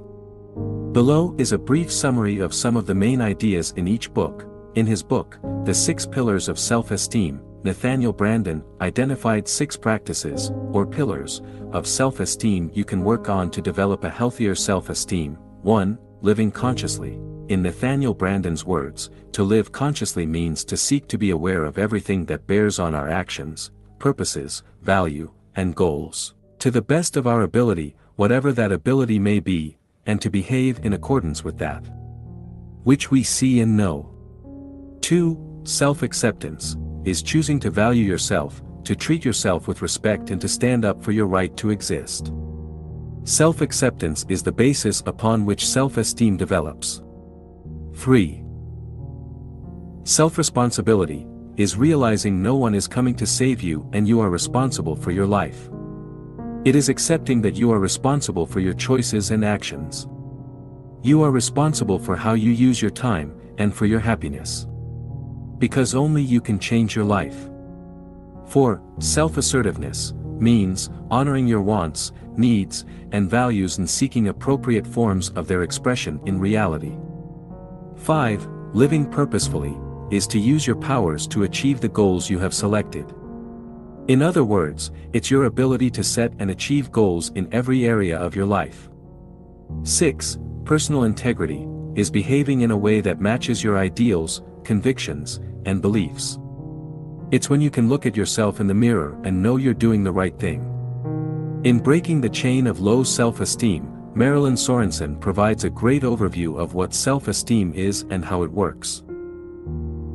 The author explains that low self-esteem stems from the negative perception you hold of yourself, a perception that is largely, if not entirely, based on your negative interpretations of past experiences. This distorted perception of reality leads you to experience fear and anxiety. Your family environment may have played a big part. Perhaps, your parents have repeatedly put you down, making you feel as though nothing you did was ever good enough. You may now firmly believe you are less worthy than others. As a result, you filter everything based on this negative image of yourself. It's as if you were looking at reality through tinted glasses, glasses that discard praise and compliments, remembering only criticisms. The examples in her books will help you understand how self-esteem issues manifest in real life. In addition, Ms. Sorensen provides dozens of practical exercises to help you become more aware of your self-esteem issues and provide you the tool to develop a healthier self-esteem. Action Step. Refer to the exercises in the corresponding section of the workbook, Section 4. How to use your emotions to grow, not being good enough. 21. Being defensive. Our love of being right is best understood as our fear of being wrong. Catherine Schultz, journalist and author. Do you constantly justify yourself? Are you offended whenever someone insults you or disrespects you? There are very specific reasons why you get defensive. By becoming conscious of these reasons, you'll learn a lot about yourself and be able to let go of that desire to defend yourself. First, let's see why you get defensive. Why you get defensive. The need to defend yourself stems from your desire to protect your story, or your ego. Every time your ego is threatened, you are triggered and feel the need to defend it. I believe there are three main reasons why you are triggered. 1. There is part of truth in what you were told. 2. You believe there is part of truth in what you were told. 3. A core belief you hold has been attacked. Note that because we all have different stories, what triggers you might not trigger someone else. 1. There is part of truth in what you were told. Someone mentioned something that is true about you and it hurts. For instance, he or she may accuse you of procrastinating on a certain project. Your inability to accept that truth is the reason you become defensive. When that topic is brought up, it triggers emotional reactions such as anger, denial, or self-criticism. 2. You believe there is part of truth in what you were told. You were told something you believe to be true and feel hurt. In this case, the criticisms you received may be unfounded. Yet, you still feel hurt. Why is that? It's because what you were told confirms the disempowering beliefs you hold about yourself. For instance, let's say you believe you aren't good enough. This belief pushes you to work harder than anybody else. Now, how would you feel if someone accused you of being lazy? You would feel offended, wouldn't you? However, that wouldn't be because you're actually lazy, but because of your belief that you should work harder. 3. One of your core beliefs has been attacked. Someone directly or indirectly attacks one of your core beliefs, and you feel the need to defend yourself. This could be a religious belief, a political belief, or a more general belief about the world or yourself. The more attached you are to this belief, the stronger your emotional reaction will be. Here is a great example: because they believed Donald Trump was evil, some liberals had strong emotional reactions after he was elected president. Some shouted and even became violent. On the other hand, many conservatives were delighted by Trump's victory. How come people can react so differently to the same event? This is because of their core beliefs. Both Democrats and Republicans strongly identify with their political beliefs. This led hardcore Democrats to burst into tears and hardcore Republicans to rejoice. Whenever a belief you're strongly attached to is attacked or challenged, you'll experience an emotional reaction. The deeper the belief is, the stronger the emotional reaction will be when it is attacked. An extreme example would be someone ready to kill anybody who dares to criticize his or her religion. How to use this emotion to grow. Look at the situations that triggers you. Whenever you feel offended, ask yourself why. What belief led you to defend yourself? Can you let go of this belief? And is this belief really true? By doing this, you'll learn a great deal about yourself. You'll be able to let go of beliefs that aren't serving you well, and you'll realize that, in most cases, you don't even need to defend yourself. Action step.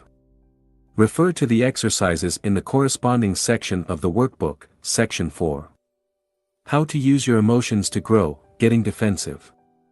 Whenever you become defensive, remember to ask yourself the following questions. What am I trying to protect here? Can I let go of that belief? What would I be without that belief? 22. Stress and worry. Within every worry is an opportunity for positive action. In every lie, there is a kernel of truth. Behind every neurotic symptom is the misdirected desire to live fully and well.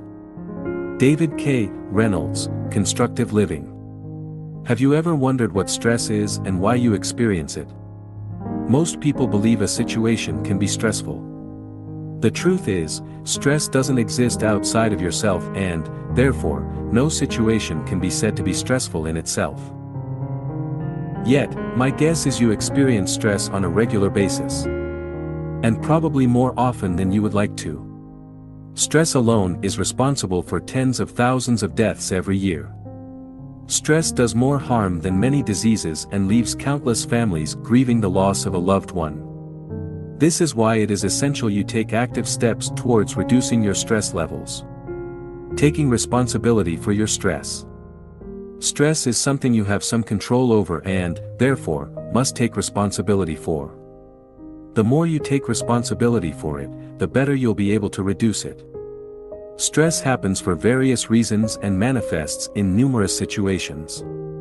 The traffic jam on your way to work, a business presentation, tensions with your boss, or frequent disputes with your spouse, all constitute potential sources of stress.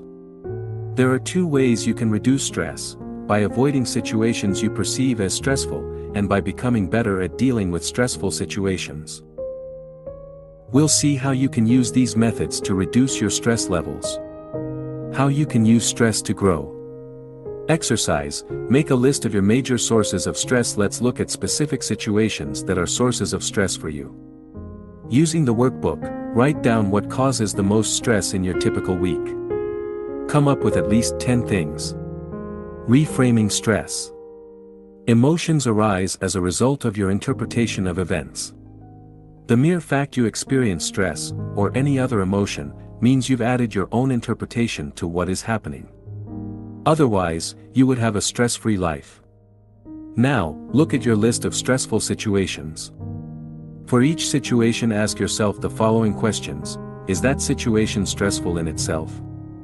What do I need to believe to experience stress in that specific situation? What would I need to believe to reduce or remove stress in that particular situation? Let's say you're stuck in a traffic jam and you find it stressful. Is that situation stressful in itself? No, not necessarily. The traffic jam exists and there is nothing wrong with it, per se. What would I need to believe to experience stress in that specific situation? I would need to believe there shouldn't be any traffic jams, and therefore, something is wrong. The traffic jam is a stressful event in itself. I should be where I need to go, instead of being stuck in traffic. I can do something about it. What would I need to believe to reduce/remove stress in that particular situation? I would need to believe that a traffic jam is a normal event like anything else. I don't necessarily have to experience stress just because I'm stuck in traffic. I'm here caught in a traffic jam and I don't need to be there, wherever I want to go, for a while. I can't do anything about it, so I might as well enjoy it, or at least don't stress over it. Dealing with worry. Worry differs from stress as it isn't the result of something you experience in the present, but a concern you have regarding events from the past or events that may happen in the future. You experience stress when you face a stressful situation in the present moment. For instance, a stressful situation would be being stuck in a traffic jam or having your boss yell at you. Worrying would be remembering, past, or anticipating/imagining these stressful situations, future. Interestingly, most of your worries are unnecessary for the following reasons: they happened in the past and there's absolutely nothing you can do about them, or they may happen in the future and you can't control the future. Exercise. Make a list of your worries. Make a list of things you worry about, past or future. They may be similar to the things you wrote in the previous exercise. Examples of things you may worry about are your health, your financial situations, your work, your relationships, and/or your family. Now, write at least 10 things you tend to worry about in a typical week. Sorting out your worries. Constant worry results from trying to control events over which you have no control. When you do so, you create unnecessary stress in your life. To deal with stress and overcome chronic worries more effectively, it is essential you learn to sort out worries. An effective way to do this is to separate the things you have control over from the things you have no control over. You can divide your worries into 3 separate categories. 1. Things you have control over. 2. Things you have some control over, and 3. Things you have no control over whatsoever. 1. Things you have control over. This category includes things such as your actions and behaviors. For instance, you can choose what to say and how to say it. You can also decide what actions you'll take to achieve your goals. 2. Things you have some control over. There are things you have only limited control over, such as a competition or a job interview.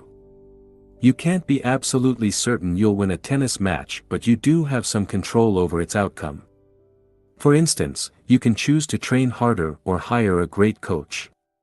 Similarly, you can prepare for a job interview by conducting extensive research about the company you apply to, or by doing a mock interview. You don't, however, have absolute control over the outcome of the interview.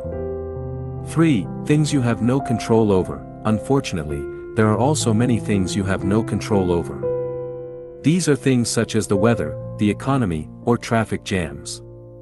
Exercise. Sort out your worries. Look at your list of stressful situations. Next to each item, put C, control, SC, some control, or NC, no control. This simple act of sorting out your worries already helps reduce them. As you identify things you have no control over, you can let go of your urge to worry. Now, for things you have some control over, write down what you could do about it. What concrete actions could you take to alleviate them? For things you have no control over, can you let go of your need to control them and, instead, accept them? Taking 100% responsibility for your stress and worries. What if you had more control over your worries than you believe?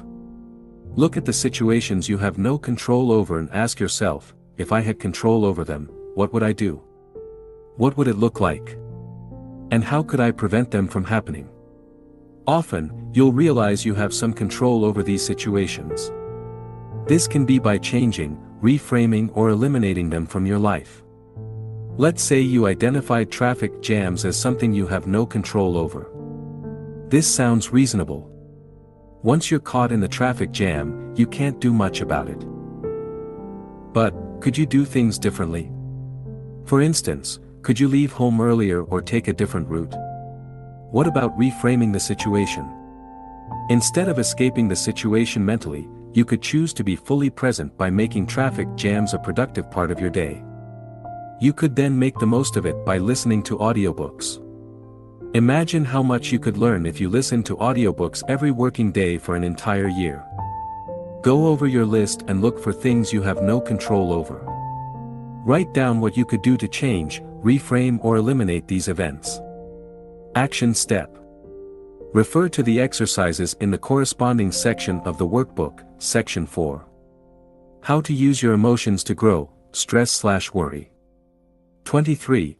Caring what people think of you. How on earth can another's thought about you harm you? It is your thought about his thought that harms. Change your thought. Vernon Howard, The Power of Your Supermind. Are you overly self-conscious? In this section, I'll explain why you care so much what people think of you and what you can do to alleviate the situation. You are the most important person in the world. First, realize you are the most important person in the world. If you don't believe me, remember the last time you felt intense pain. Perhaps it was toothache or surgery, or maybe, you broke your leg in an accident. What were you thinking back then? Were you concerned about the famine in Africa? Did you worry about innocent people being killed in wars in the Middle East? No. The only thing you wanted is for the pain to go away. This is because you are the most important person in the world. Since you must live with yourself 24/7, it is normal to be concerned about your own mental and physical well-being. You have to realize the same goes for every other human on the planet. For me, you're not the most important person in the world, I am. And, from their perspective, so are your close friends, family members, and colleagues. Because you live with yourself 24/7, you incorrectly assume, often unconsciously, people think about you significantly more often than they actually do. In fact, for the most part, people do not care about you. While it may sound depressing, it's actually liberating. It means you don't have to worry so much what people think of you. As the famous saying goes, when you're 20, you care what everyone thinks, when you're 40, you stop caring what everyone thinks, and when you're 60, you realize no one was ever thinking about you in the first place. While you keep track of all your mistakes and awkward moments, nobody else does. People are simply too busy worrying about themselves. In short, people don't keep track of your past failures, read everything you post on social media, remember your awkward moments, think of you very often, or care about you as much as you care about yourself. Not everybody will love you. You care what other people think of you because you want them to approve of you. You assume the best way to do that is to avoid making waves. As a result, you may spend your whole life trying to be the perfect person, hoping to be loved. However, it usually doesn't work. No matter how great you are, some people won't like you. You may try to fix the image people have of you, but that won't work either. People will still see you the way they want to, because of their own values and beliefs. Thus, if you base your self-worth on what people think of you, you'll always be at the mercy of the approval of others. What will happen if they suddenly disapprove of you? Unfortunately, no amount of external approval will compensate for a lack of self-approval. By trying so hard to be loved by everybody, you risk living a dull life in which you're unable to express your personality. You'll end up mimicking your friends, pleasing everybody around you, but forgetting to please the most important person in the world, you.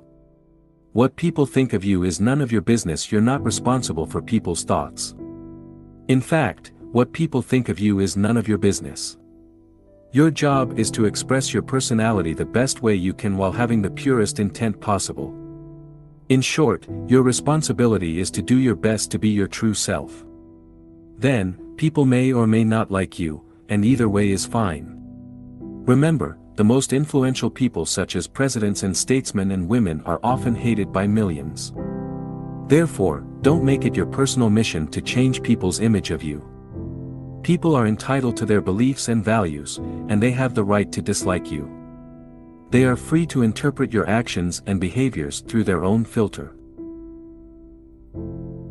Part of your personal growth is to accept you don't have to be liked by everybody, and finally, you can be yourself. How to use this emotion to grow? Being overly self-conscious means, 1. You have a distorted view of the way people perceive you, and 2. You are attached to a self-image you want to protect. To stop being so self-conscious, you must address these 2 points. 1. Change your interpretation of the way people perceive you to care less about what people think of you. It is essential for you to redefine your relationships with other people. This entails realizing that, in general, people don't care about you, and you don't care about people. Exercise 1. Realizing people don't care. This exercise will help you understand at a deep level, most people are not really concerned about you. Choose one person you know. It might be a friend, an acquaintance, or a colleague. Ask yourself how often you think about that person in your daily life. Now, put yourself in the shoes of that person. How much do you imagine he or she thinks about you during an average day? How much does he or she keep track of what you do or say? What do you think he or she is worrying about right now? Repeat this process with at least 2 more people. As you do this exercise, you'll probably realize other people are simply too busy to think of you often.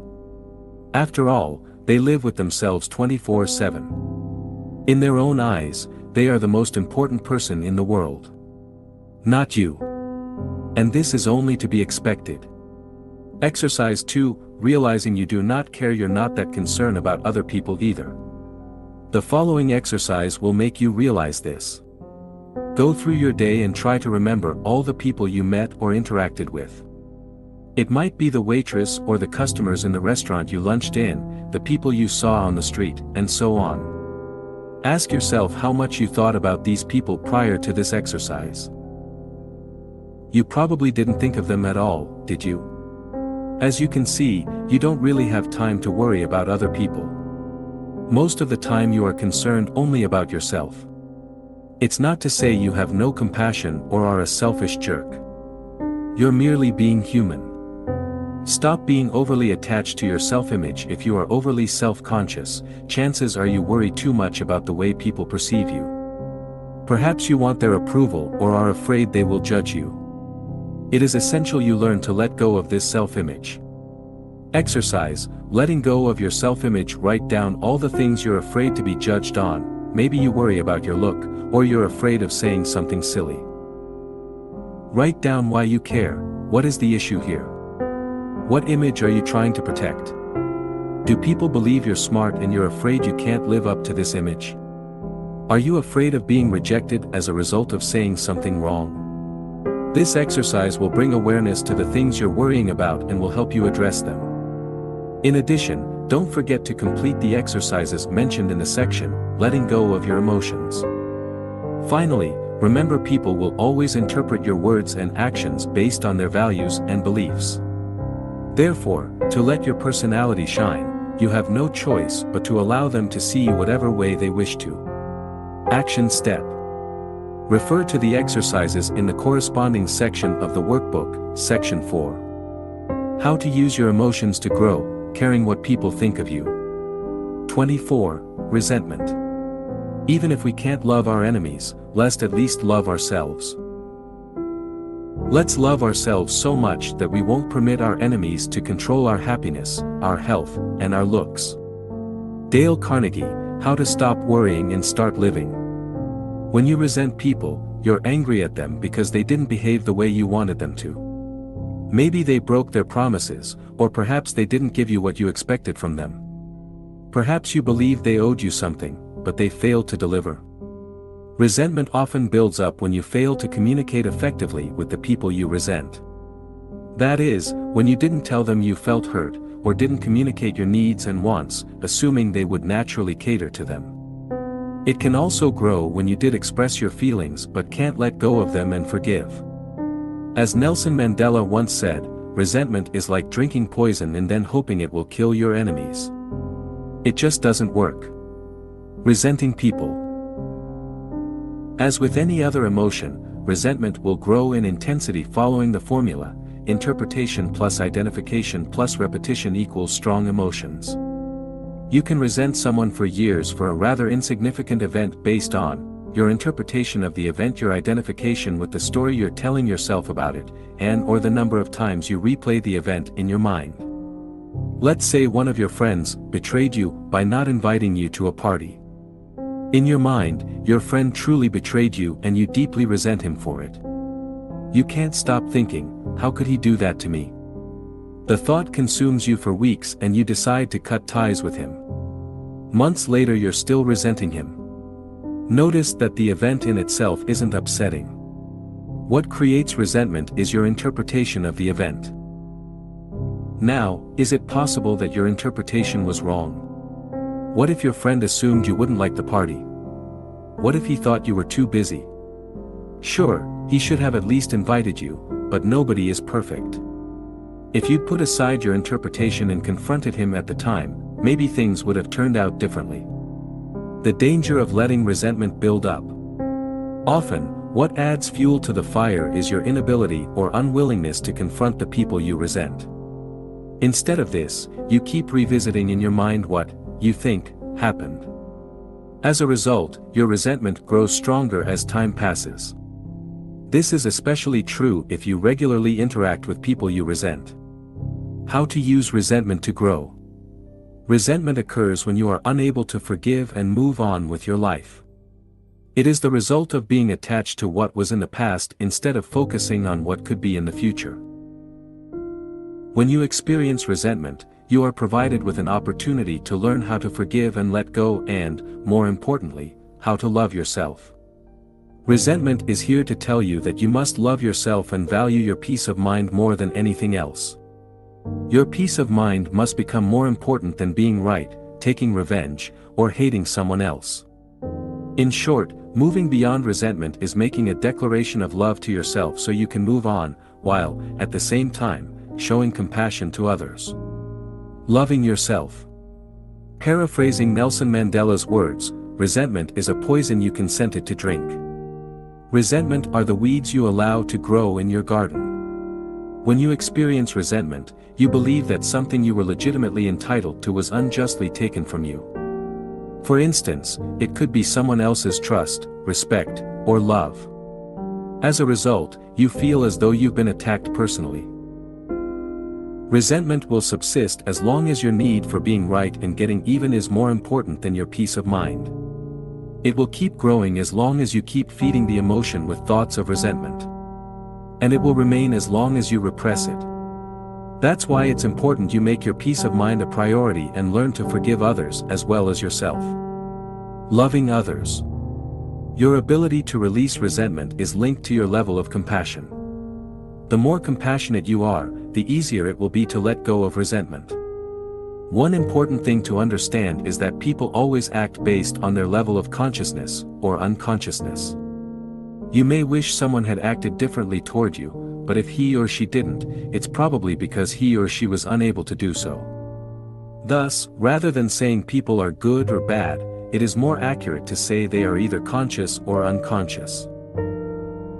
When they do terrible things to you, it's often because of their lack of consciousness, or the negative emotional state they were in at the time. Sadly, most people are deeply conditioned. Their upbringing leads them to act in a certain way. People often act the same way as their parents, which is why you often hear of people who've been abused by their parents, becoming, in turn, abusive with their children.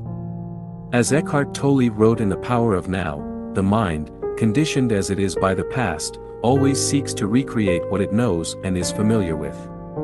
Even if it is painful, at least it is familiar. The mind always adheres to the known. The unknown is dangerous because it has no control over it. That's why the mind dislikes and ignores the present moment. In short, the nature of the unconscious human mind is to cling to old patterns and recreate them. Look at your family history and you'll probably notice these patterns. You'll see how people are conditioned.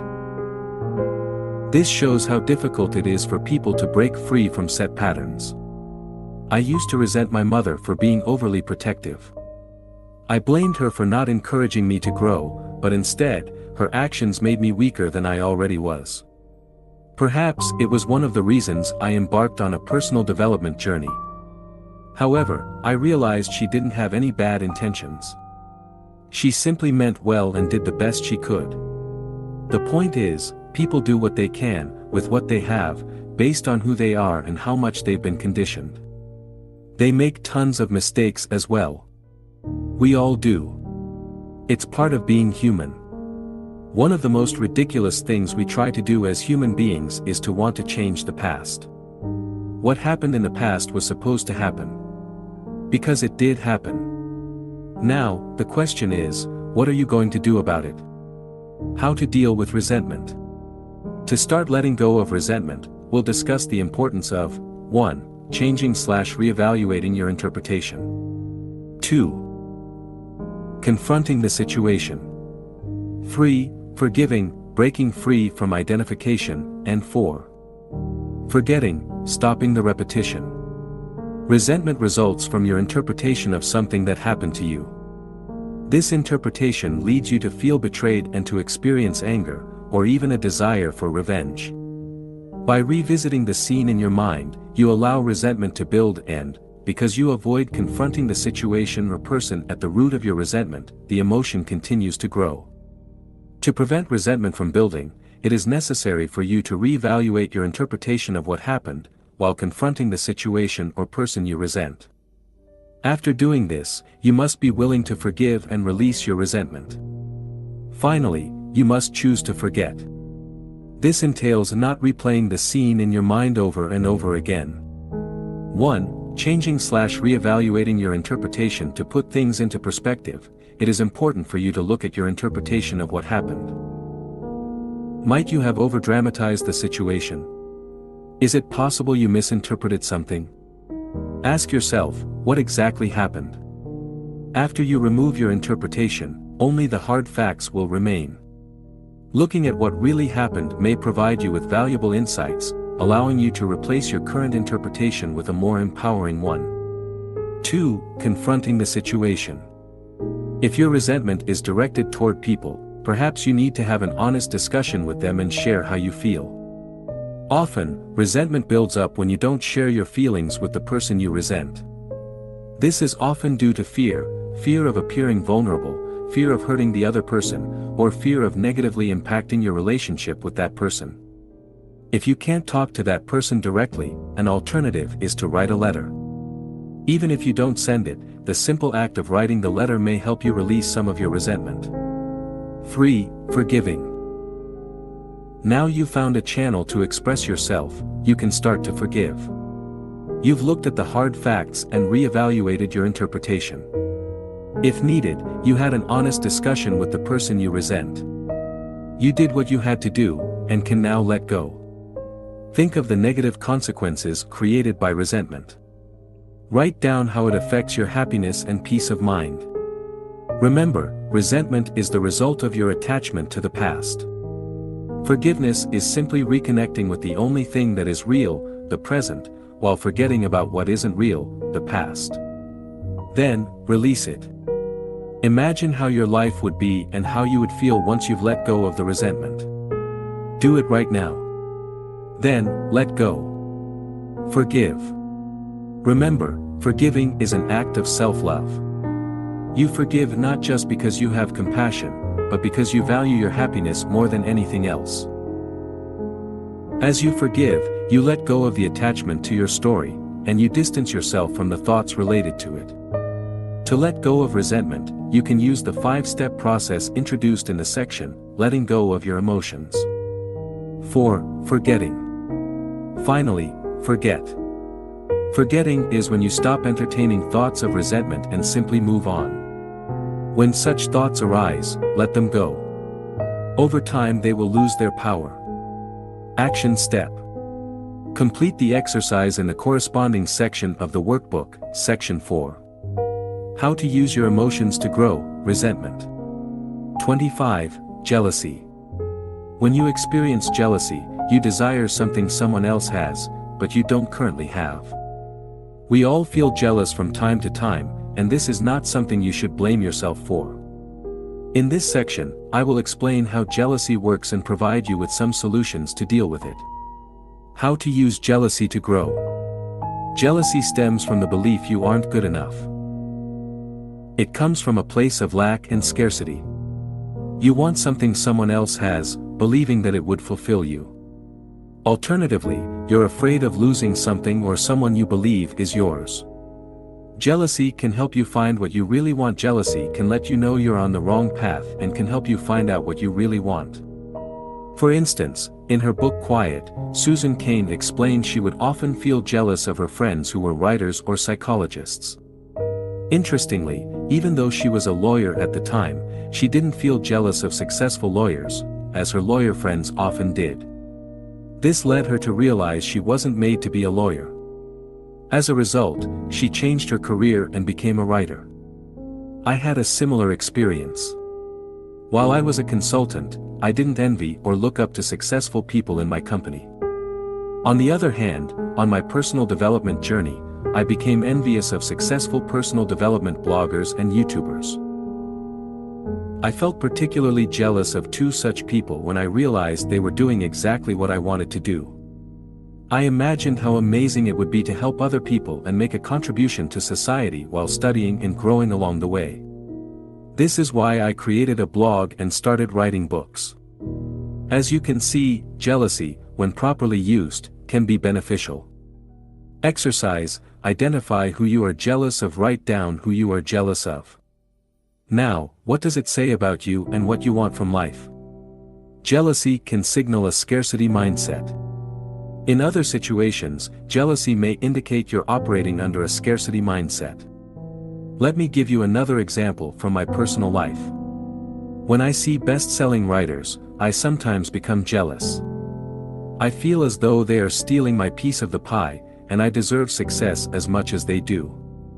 I'm not proud of this feeling, but I don't blame myself for having it either. This feeling of jealousy stems from the belief there is only a certain amount of success available out there. Thus, every time someone has a little success, they are stealing your piece of the action.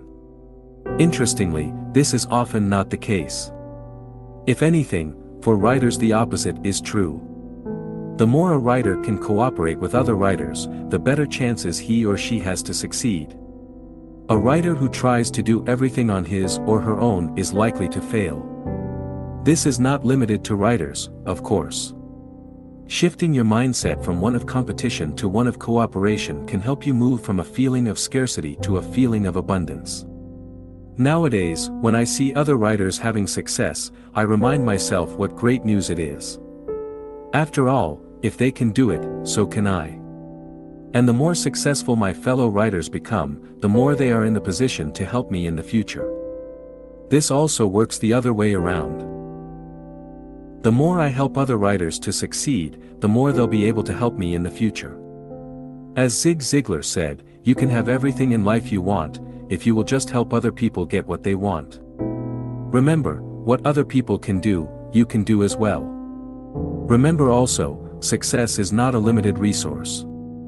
Exercise, cooperate rather than competing. Think of a time in the past when you felt jealous of someone else's accomplishments. Now, ask yourself why you felt that way. Then, ask yourself, what would it be like to support the person? How could I cooperate with the person? Why is that person's success good for me? Jealousy may tell you to solve self-esteem issues. Perhaps you're afraid your boyfriend or girlfriend may cheat on you, or leave you for someone else. This usually comes from the belief you aren't good enough, and you need your boyfriend or girlfriend to complete you. Unfortunately, or fortunately, the same way you can't control what people think of you or how they behave, you can't control your loved one's thoughts or behaviors either. Often, the very same desire to control your partner is what pushes them further away. While feeling jealous from time to time is normal, if you're excessively jealous, it is essential you look within you. Your insecurities and fears usually come from a lack of self-esteem and from the fear that you can't or won't be loved. Jealousy may lead to some of the following behaviors: trying to control your partner. You may check your partner's phone or emails or prevent them from going out to see their friends. Testing your partner to see whether he or she loves you. You may expect your partner to behave in a certain way, and when he or she doesn't, you feel betrayed. This stems from the belief that you shouldn't have to tell your partner what you want or need. He or she should be able to guess. Imagining things that aren't there, you make up all sorts of stories in your mind by extrapolating facts. I invite you to refer to the section, Not Being Good Enough, to discover how to develop a healthier self-esteem. Jealousy may signal you to stop comparing yourself with others. One kind of lingering discontent, shared by millions, is the notion that others are happier than they are. I assure you, they are not. If you could only see the secret sorrows of those whose smiles and activities seem to indicate happiness. If you could only see how fervently they wish to be somewhere else, doing something different, being someone other than who they are. Vernon Howard, The Power of Your Supermind. Jealousy often results from comparison with others. It is important to realize this type of comparison is generally as counterproductive as it is biased. Indeed, you seldom compare apples to apples. You look at some of your friends' successes, but you fail to realize this is only part of the picture. While they may seem happy and successful on the surface, it is quite possible they are unhappy or even depressed. The point is, rather than assuming your friends are happier than you are, it is better to assume that you are as happy as they are. Also, guard against looking only at areas in which your friends seem to have it better than you. Perhaps, you focus on the fact they're making more money than you, or have a partner while you are single. Or perhaps you envy them for some of their natural strengths and abilities. The problem here is you fail to make an apple-to-apple comparison. You dismiss your own strengths or qualities which make you feel as though you're not as good as they are. Even worse, you may often compare yourself with several other people. You look at areas in which they are successful and then you look at your own life to see how well you compare. Of course, not very well. How could you compete with the combined strengths of several people? Can you see how biased and unrealistic this type of comparison is? Yet, this is what many of us do, albeit unconsciously. The bottom line is, if you feel jealous, it may be because you engage in this type of unfair comparison. Instead, why not compare your today's self with your yesterday's self? After all, the only thing you can do is to try to be better than you were yesterday, last month, or last year. Because we all start with different circumstances, skills and personalities, there is no such thing as a fair comparison. Exercise: compare apples to apples. This exercise will help you compare yourself to others more fairly. Select someone you often compare yourself with. Write down all the things you're doing better than that person. Action step: refer to the exercises in the corresponding section of the workbook, Section 4. How to use your emotions to grow: jealousy. 26. Depression. The hardest thing about depression is that it is addictive. It begins to feel uncomfortable not to be depressed. You feel guilty for feeling happy. Pete Wentz, musician. Non-clinical depression occurs when you're not where you want to be in life, you have lost any hope to ever be, and can't accept it.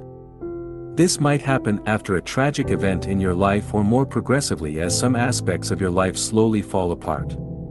Depression results from feeling hopeless in one or several areas of your life. Here are some examples. You lost your job and have no hope of finding a new one to match your expectations. You're sick and have no hope to recover as well as you would like to.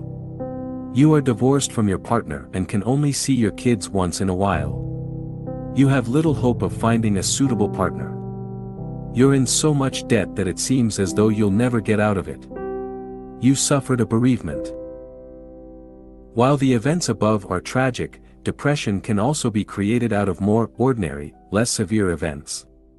For instance, some people may spend so much time dwelling on the past or worrying about the future they eventually become depressed. This may happen even though no significant events have occurred in their lives. It is essential to remind yourself that depression, like other emotional states, is neither good nor bad, it just is. You are not your depression. You existed before it, you exist during it, and, all things being equal, you will exist after it. Depression is an active process. While it may seem as though depression is happening to you, it is, in fact, created by the negative thoughts you identified with. Thus, you do have some responsibility in creating your depression. Does it mean you should feel guilty or beat yourself up for being depressed? Of course, not. Never. In fact, you should never beat yourself up for any of the emotions you feel. That would be pointless. What it means, however, is that, because you've played a part in creating your current emotional state, you also have the power to get out of it. And that's great news, right? Remember Dr. David K. Reynolds' first-hand experience with depression? He wrote the following: depression can be created by sitting slouched in a chair, shoulders hunched, head hanging down. Repeat these words over and over: there's nothing anybody can do. No one can help. It's hopeless. I'm helpless. I give up. Shake your head, sigh, cry. In general, act depressed and the genuine feeling will follow in time. David K. Reynolds, Constructive Living. David K. Reynolds' depression was entirely self-created. It was an active process that involved adopting a certain body language, repeating certain words, and having certain thoughts. He had to act in a certain way to become depressed. The good news is that because you have the power to create depression, you also have the power to climb out of it. However, in a negative state such as depression, ignoring negative thoughts and replacing them with more positive ones can be extremely challenging. Even if you try to think positive thoughts of gratitude, joy, or happiness, at first, they will seem to have no power. But you may experience other negative emotions such as anger, for instance. You may ignore your anger at first. Your friends may even encourage you to do so, they would rather see you quiet and depressed than angry. However, sometimes anger may help you move up the emotional ladder and overcome depression. Keep in mind, any emotions other than depression can help, and learn to embrace whatever emotional state seems to give you more energy, and therefore provide more power to move up the emotional ladder. David K. Reynolds also suggests that feelings fluctuate over time even with depressed people. He wrote, "In the deepest depression there are ripples and waves of somewhat lighter moods. You can use moments when you feel slightly better to take whatever action may be beneficial to you at that time. How to use depression to grow. Depression is a sign you've lost touch with reality. Have you noticed that human beings are one of the few species on Earth that have the ability to become depressed? This is because they are the only ones who can get lost in their mind and become enslaved by negative thoughts and disempowering stories. Depression is a sign that you need to move away from your mind, by letting go of your worries about the past/future or your interpretation of the present situation, and reconnect to the present moment. It can be a powerful invitation to let go of the identity you've been clinging to for so many years. This identity is what led you to believe you should be doing certain things, making a certain amount of money, adopting a certain lifestyle, or developing a certain social status.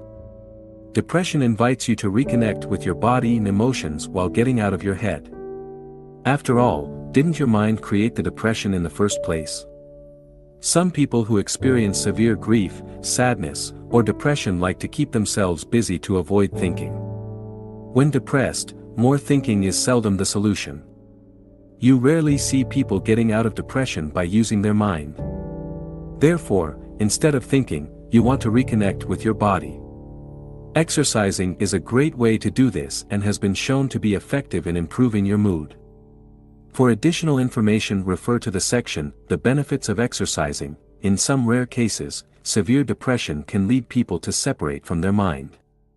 When this happens, their story suddenly drops. Apparently, this is what happened to Eckhart Tolle, as he recalls in his book, The Power of Now. He had a sudden awakening and his mind stopped. Here is what he wrote about his experience. This withdrawal must have been so complete that this false, suffering self immediately collapsed, just as if a plug had been pulled out of an inflatable toy. Eckhart Tolle. In summary, depression tells you to let go of your ego and reconnect with reality. It invites you to get out of your mind, which can only recall the past or anticipate the future, and live more in the present. Severe depression may require the help of a professional, but for milder depression, here are some mediating strategies. Exercise. Reconnect with your body and your emotions to overcome depression. It is essential for you to escape your mind. It's easier to feel your way out of depression than to think your way out of it. I would venture to say that most people spend over 90% of their lives in their mind. They have only rare moments of lucidity when they are fully aware and present. For instance, they don't listen to people, but they judge and interpret what they say, anticipate what they'll say next, and/or get lost in their thoughts. All these things happen at the mind level and show how people are not fully present. Because they either live in the past or in the future, i.e. in their mind, they experience a number of negative emotions. Below are some of the things you can do to reconnect with your body and your emotions. Exercise. As previously discussed, exercising is a great way to calm your mind and connect with your body, and it has a positive effect on your mood. Meditate. Meditation is an effective way to observe your mind and stop identifying with your thoughts so heavily. Meditation is simply a tool to help you reconnect with reality by observing thoughts, emotions, and sensations instead of getting lost in your mind. Activity. Getting busy allows you to avoid excessive thinking. Instead of feeding your depression with constant negative thoughts, concentrate your attention on something else. Focus on others. As mentioned in Dale Carnegie's book, How to Stop Worrying and Start Living, Alfred Adler used to say to his melancholia patients, "You can be cured in 14 days if you follow this prescription." Try to think every day how you can please someone. Whether or not it is accurate, focusing on others can certainly help you forget about your own issues and focus on something more positive. Unfortunately, when you feel depressed, you won't want to do any of these things. However, as you start moving and start keeping yourself busy, your situation will gradually improve, and it will become easier and easier. Thus, it is important to take things just one step at a time. Action step. Refer to the exercises in the corresponding section of the workbook, Section 4. How to use your emotions to grow, depression. 27. Fear/discomfort. Life always begins with one step outside of your comfort zone. Shannon L. Alder, inspirational author. Whenever we try something new, we experience anxiety. We are afraid of the unknown. This is why we like to maintain our daily routine and stay within our comfort zones. From our brain's point of view, this makes perfect sense.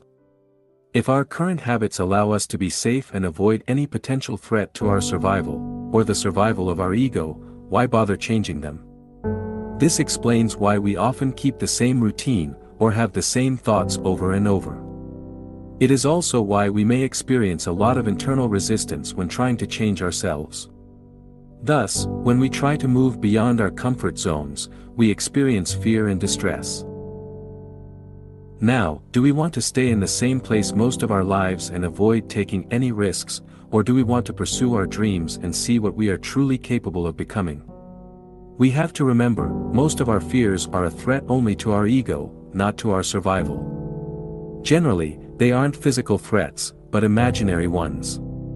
If we play it safe, we risk missing out on life, and we may regret it later. Below are common fears you may experience. Fear of rejection. You're afraid of being rejected. This may be physical rejection from a specific group, but it is generally more subtle. For instance, you may be afraid of making a comment people could disapprove of, asking someone out and being turned down, or sharing your work and being criticized for it. Fear of failure. You're afraid of failing. This usually comes from the deepest fear of not being good enough, i.e., you are afraid of being ridiculed and believe that failure will erode your self-esteem. Fear of loss. Human beings have an aversion to loss, which is why we are often more motivated to prevent a loss than to secure a gain. Fear of disturbing. You're afraid of disturbing people. Perhaps due to the belief you're not important enough. As a result, you may feel reluctant to affirm yourself for fear of appearing selfish. Fear of success. You're afraid of success. You may worry you won't be able to sustain it with all the added pressure on your shoulders. How to use fear to grow. The fear of doing something new is often a sign you should go ahead and do it anyway. This indicates a great opportunity for personal growth. Fear, as with any other emotion, only exists in your mind. This is why we often realize what a fool we've been after we've completed something we were initially wary of starting. People who end up reaching their wildest goals often do so because they are willing to leave their comfort zone. Over time, they learn to be comfortable with the uncomfortable. Picture one thing you were once afraid to do, that is now no big deal for you. For instance, I bet you were scared the first time you drove, or on your first day at work. Now, didn't you get used to it? The truth is, people have the formidable ability to learn. The key is to grow accustomed to experiencing discomfort once in a while. By not facing your fears on a regular basis, you will greatly limit your potential for development. Staying inside your comfort zone can also erode your sense of self-esteem as, in the back of your mind, you know you're not doing what you're supposed to do.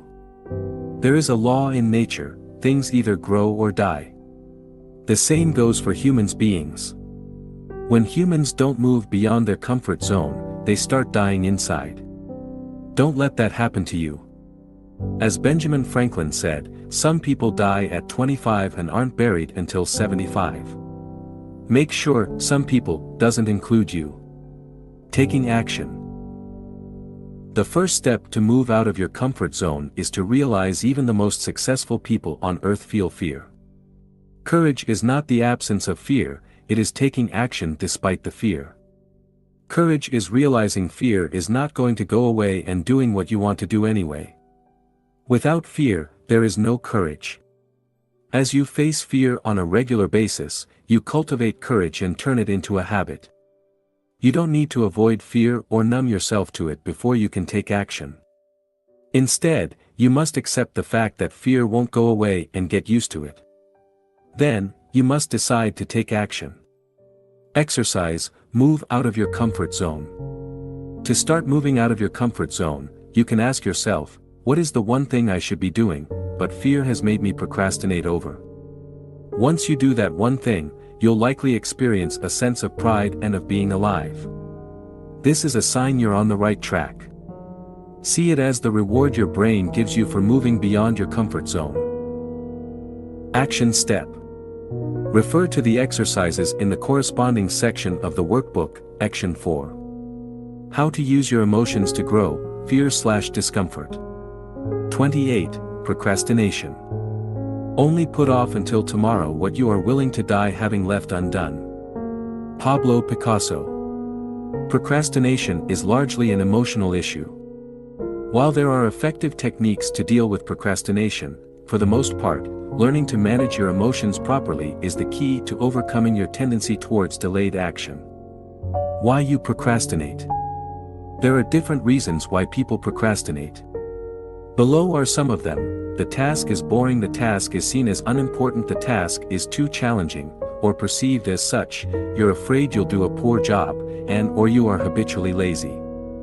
Imagine if the task was lots of fun, perceived as important, and so easy you couldn't fail, would you procrastinate? I believe fear is the main reason people procrastinate. Afraid they'll do a poor job, people would rather put off a task. While they may convince themselves that the task is not urgent or important, or that they are tired, often, the truth is they are scared. Note that procrastination isn't in itself a sign you are lazy or something is wrong with you. We all procrastinate. However, if you regularly suffer from procrastination, it may indicate you either have self-esteem issues or you lack self-discipline. How to use procrastination to grow. Procrastination might suggest you believe too much in what your mind is telling you. Instead of being the master of your mind, you've become its slave. This comes at the cost of not living the life you want, not accomplishing your dreams, and experiencing low self-esteem, guilt, and unhappiness.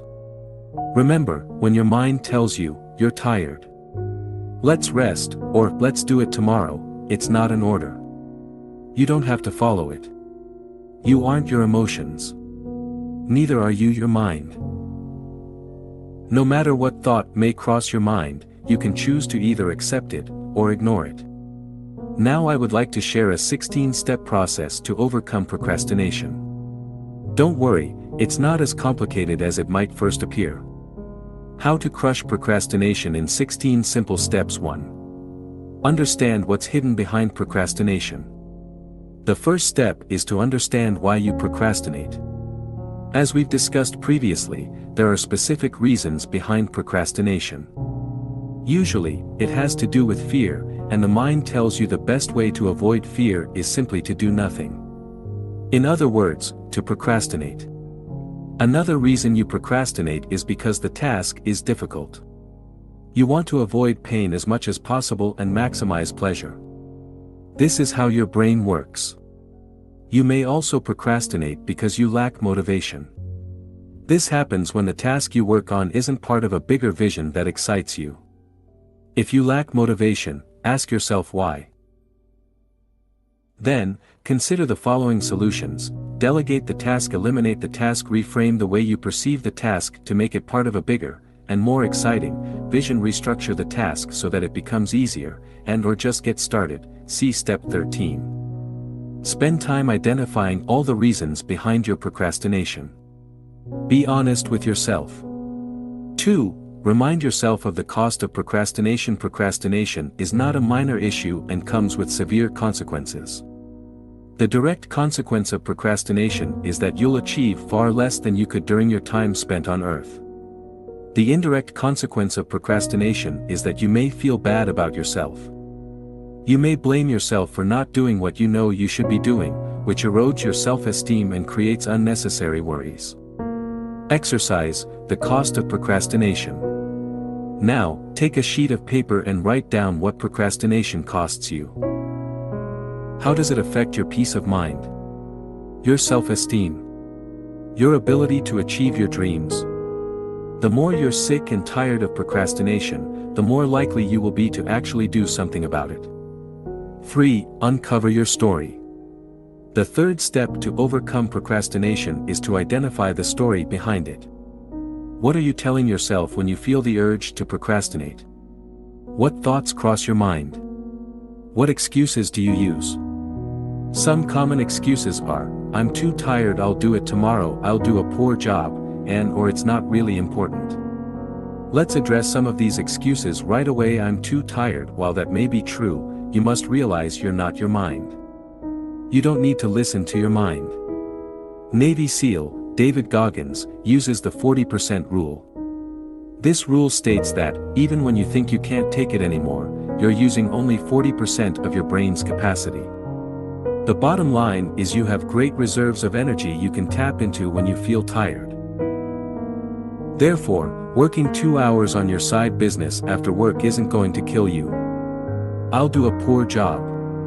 If you schedule a task for today, it means you believe you can do it. Thus, the fear of doing a poor job isn't the issue here. After all, if you think you'll do a poor job today, what makes you think you'll do a better job tomorrow? You most likely won't. That's just a story you're telling yourself. I'll do it tomorrow. Doing it tomorrow might not be a big deal. However, if you can't discipline yourself to finish today's tasks, what are the chances you will design your ideal life in the future? Remember, disciplining yourself to complete the task in front of you is, ultimately, what will allow you to create your future life. Time, effort, and self-discipline are required to create anything of value in your life. It's not really important. Even if that is true, not completing a task you scheduled creates an open loop. Then, somewhere in the back of your mind you know that you still have to complete that task. If you keep putting off tasks, you'll soon start losing motivation. At some point, you may even end up feeling stuck without knowing why. Exercise, write down your excuses. Start becoming aware of all the excuses you come up with. Write them down, then, address them one by one. They control you because you let them to. Commit to addressing them. 4. Rewrite your story. Look at your excuses. Are you too tired? Do you lack time? Are you trying to do everything perfectly? Now you've identified your story, create a new, more empowering story to neutralize your old excuses. See the examples below. I don't have time for that. I find and make time for whatever I'm committed to. I'm too tired. I have control over my mind and I have more energy than I imagine. When I schedule a task, I complete it. Then, create affirmations or mantras around your new story. Repeat them to yourself every morning and throughout the day until they become part of your identity. Remember, procrastination is a habit.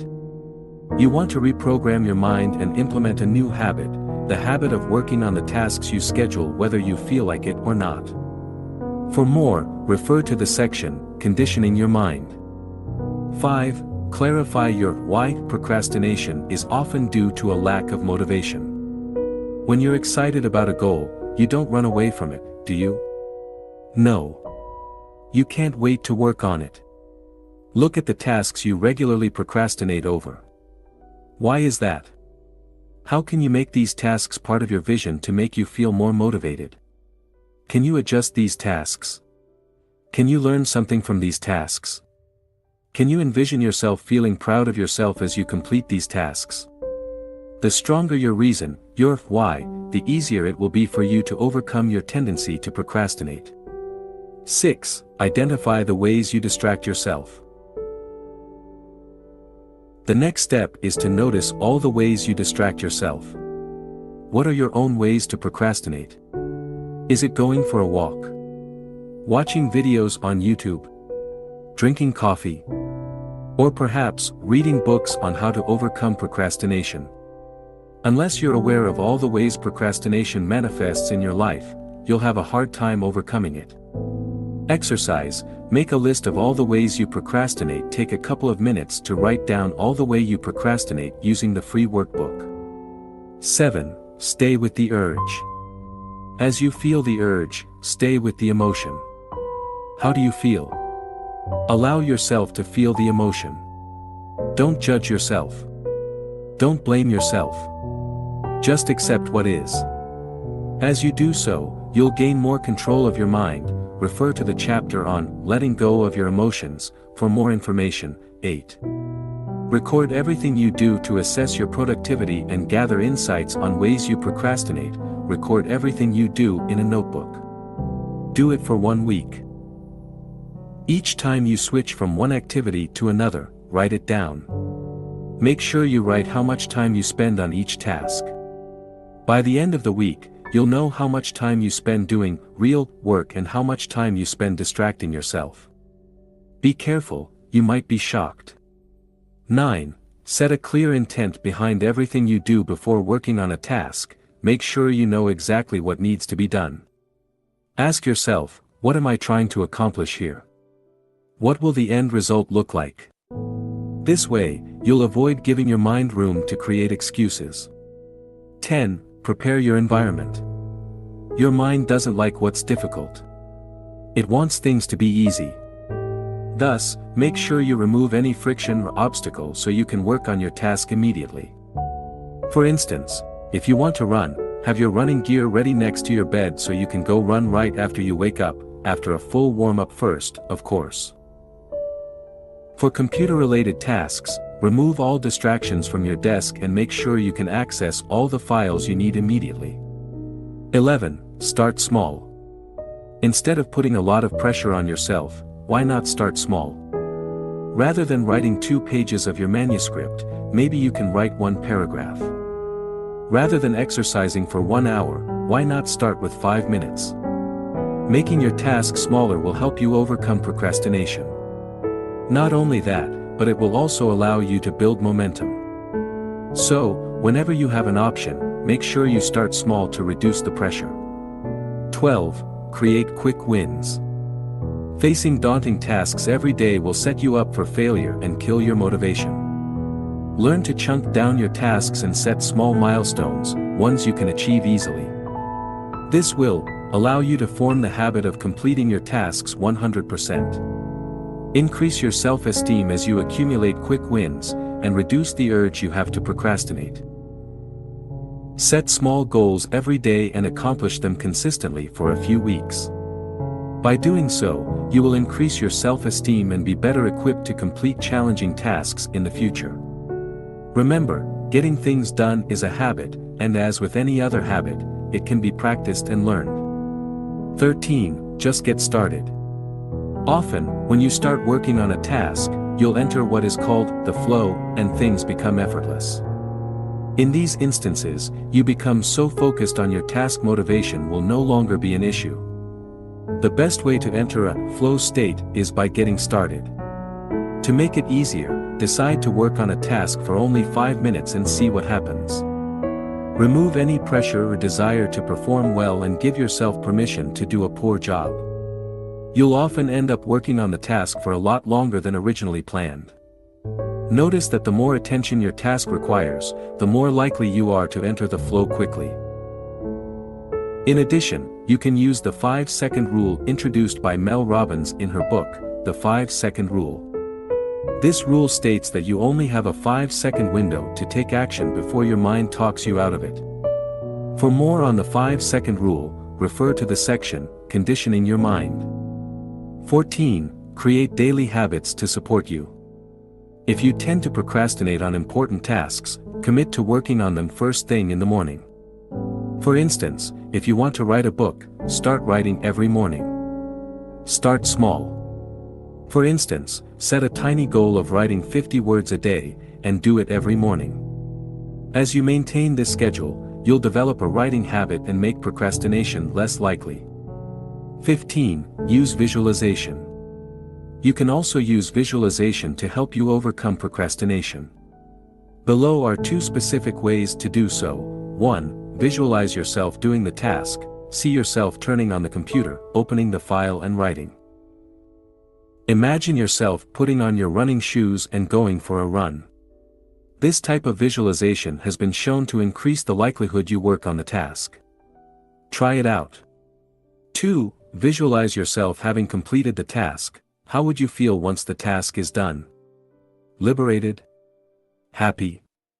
Proud? Now, feel as you would feel if you had completed your task. By doing so, you'll experience a boost of motivation that will encourage you to work on your task. 16. Build accountability. If you have a hard time completing a task, you might need some accountability. When I'm likely to procrastinate, I like to send a message to a friend and tell him I will complete a certain task by a specific date. Another way to build accountability is to have an accountability partner you communicate with on a regular basis. You could talk to him or her once a week and share your list of goals. You could look at the important tasks you're likely to put off and set a specific deadline for each one.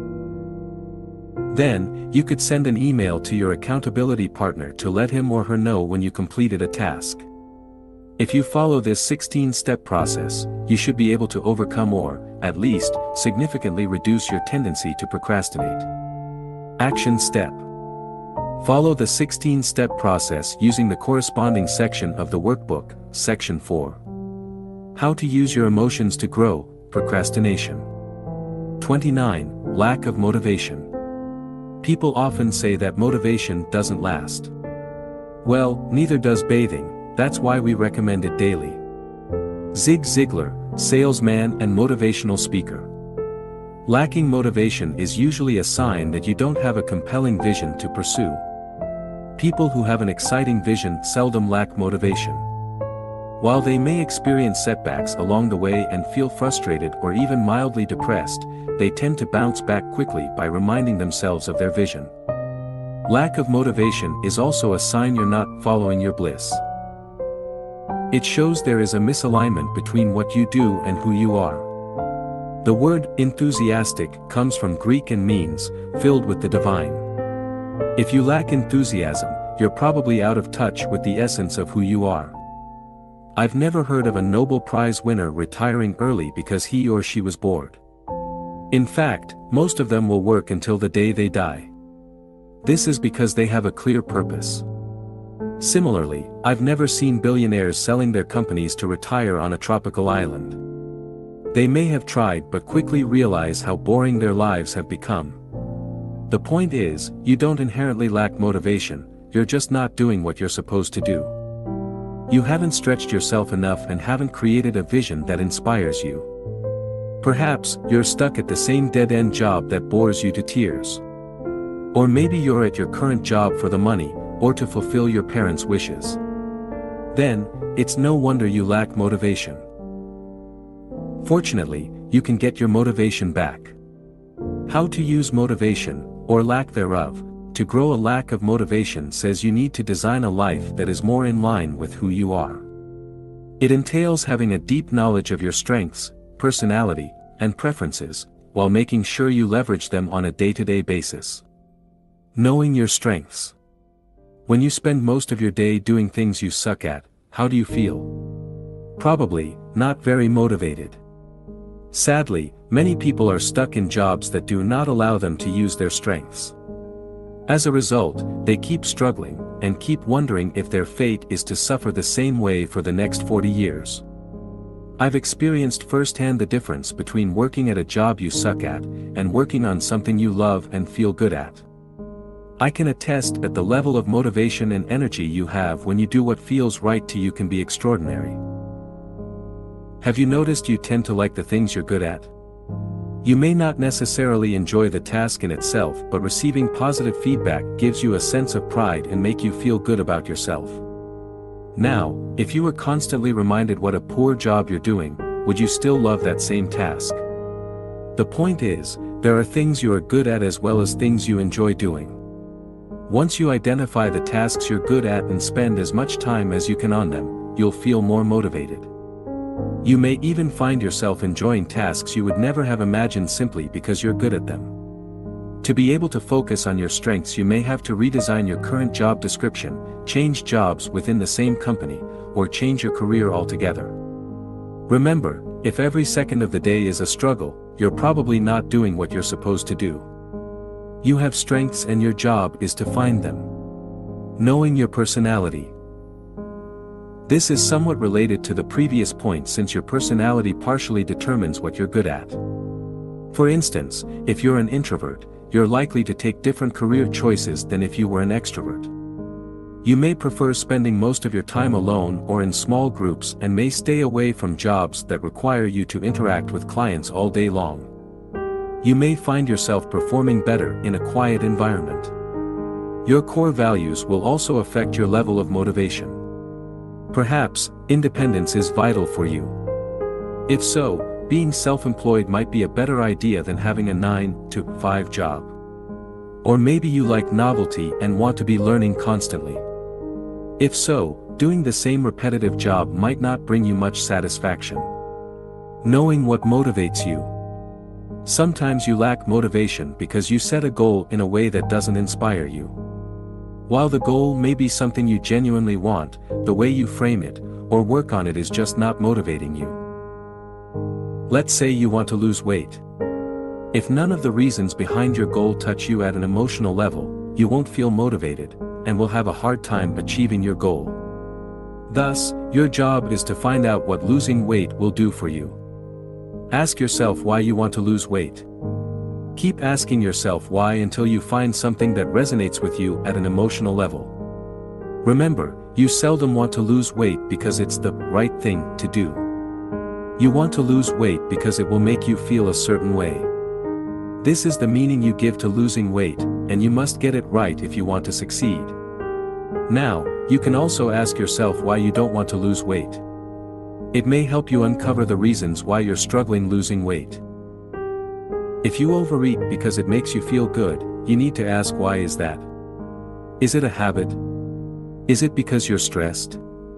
Is it because of your environment? Is it a way to escape from something? Knowing why you're doing something is important.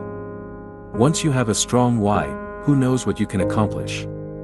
Motivation comes and goes.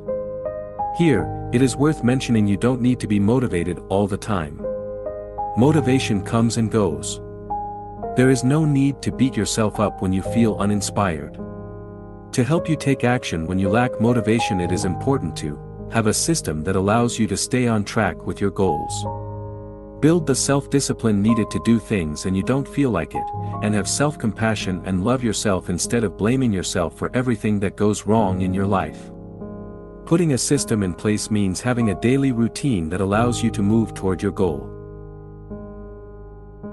For instance, it could be working on a task for a certain amount of time first thing in the morning. Sticking to that ritual every day is one way to build self-discipline. Another way is to set small goals every day and achieve them consistently. Having self-compassion means encouraging yourself instead of beating yourself up. To learn more about how to create a morning ritual, you can refer to my book, Wake Up Call: How to Take Control of Your Morning and Transform Your Life. Feeling stuck. Sometimes, you feel stuck. You're not motivated to do anything, or you feel overwhelmed and don't necessarily know why.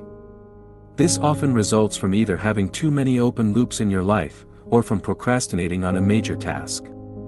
Let's see what you can do to unstick yourself. A simple 3-step process to unstuck yourself whenever you feel stuck. Try the following 3-step process. 1. Make a list of all the tasks that need to be done. 2. Identify one task you've been putting off. 3. Complete that task. There is often one specific task you've been putting off for a while. While this may not necessarily be a difficult task, once you commit and finally complete it, you feel so good you may end up completing many more tasks. As a result, you will start building momentum and allow yourself to get unstuck. If you cannot work on that one specific task, start with a less daunting one. This will also help you build momentum. Closing open loops. If you've been putting off too many tasks or have too many unfinished projects, you can do the following. 1. Make a list of all the tasks or project you want to complete. 2. Set aside a specific time to complete them. Perhaps, just a few hours could allow you to finish many of these tasks. Or maybe you need longer. If so, take more time. 3. For bigger projects, in the next few days or weeks, focus on only one project until it is complete.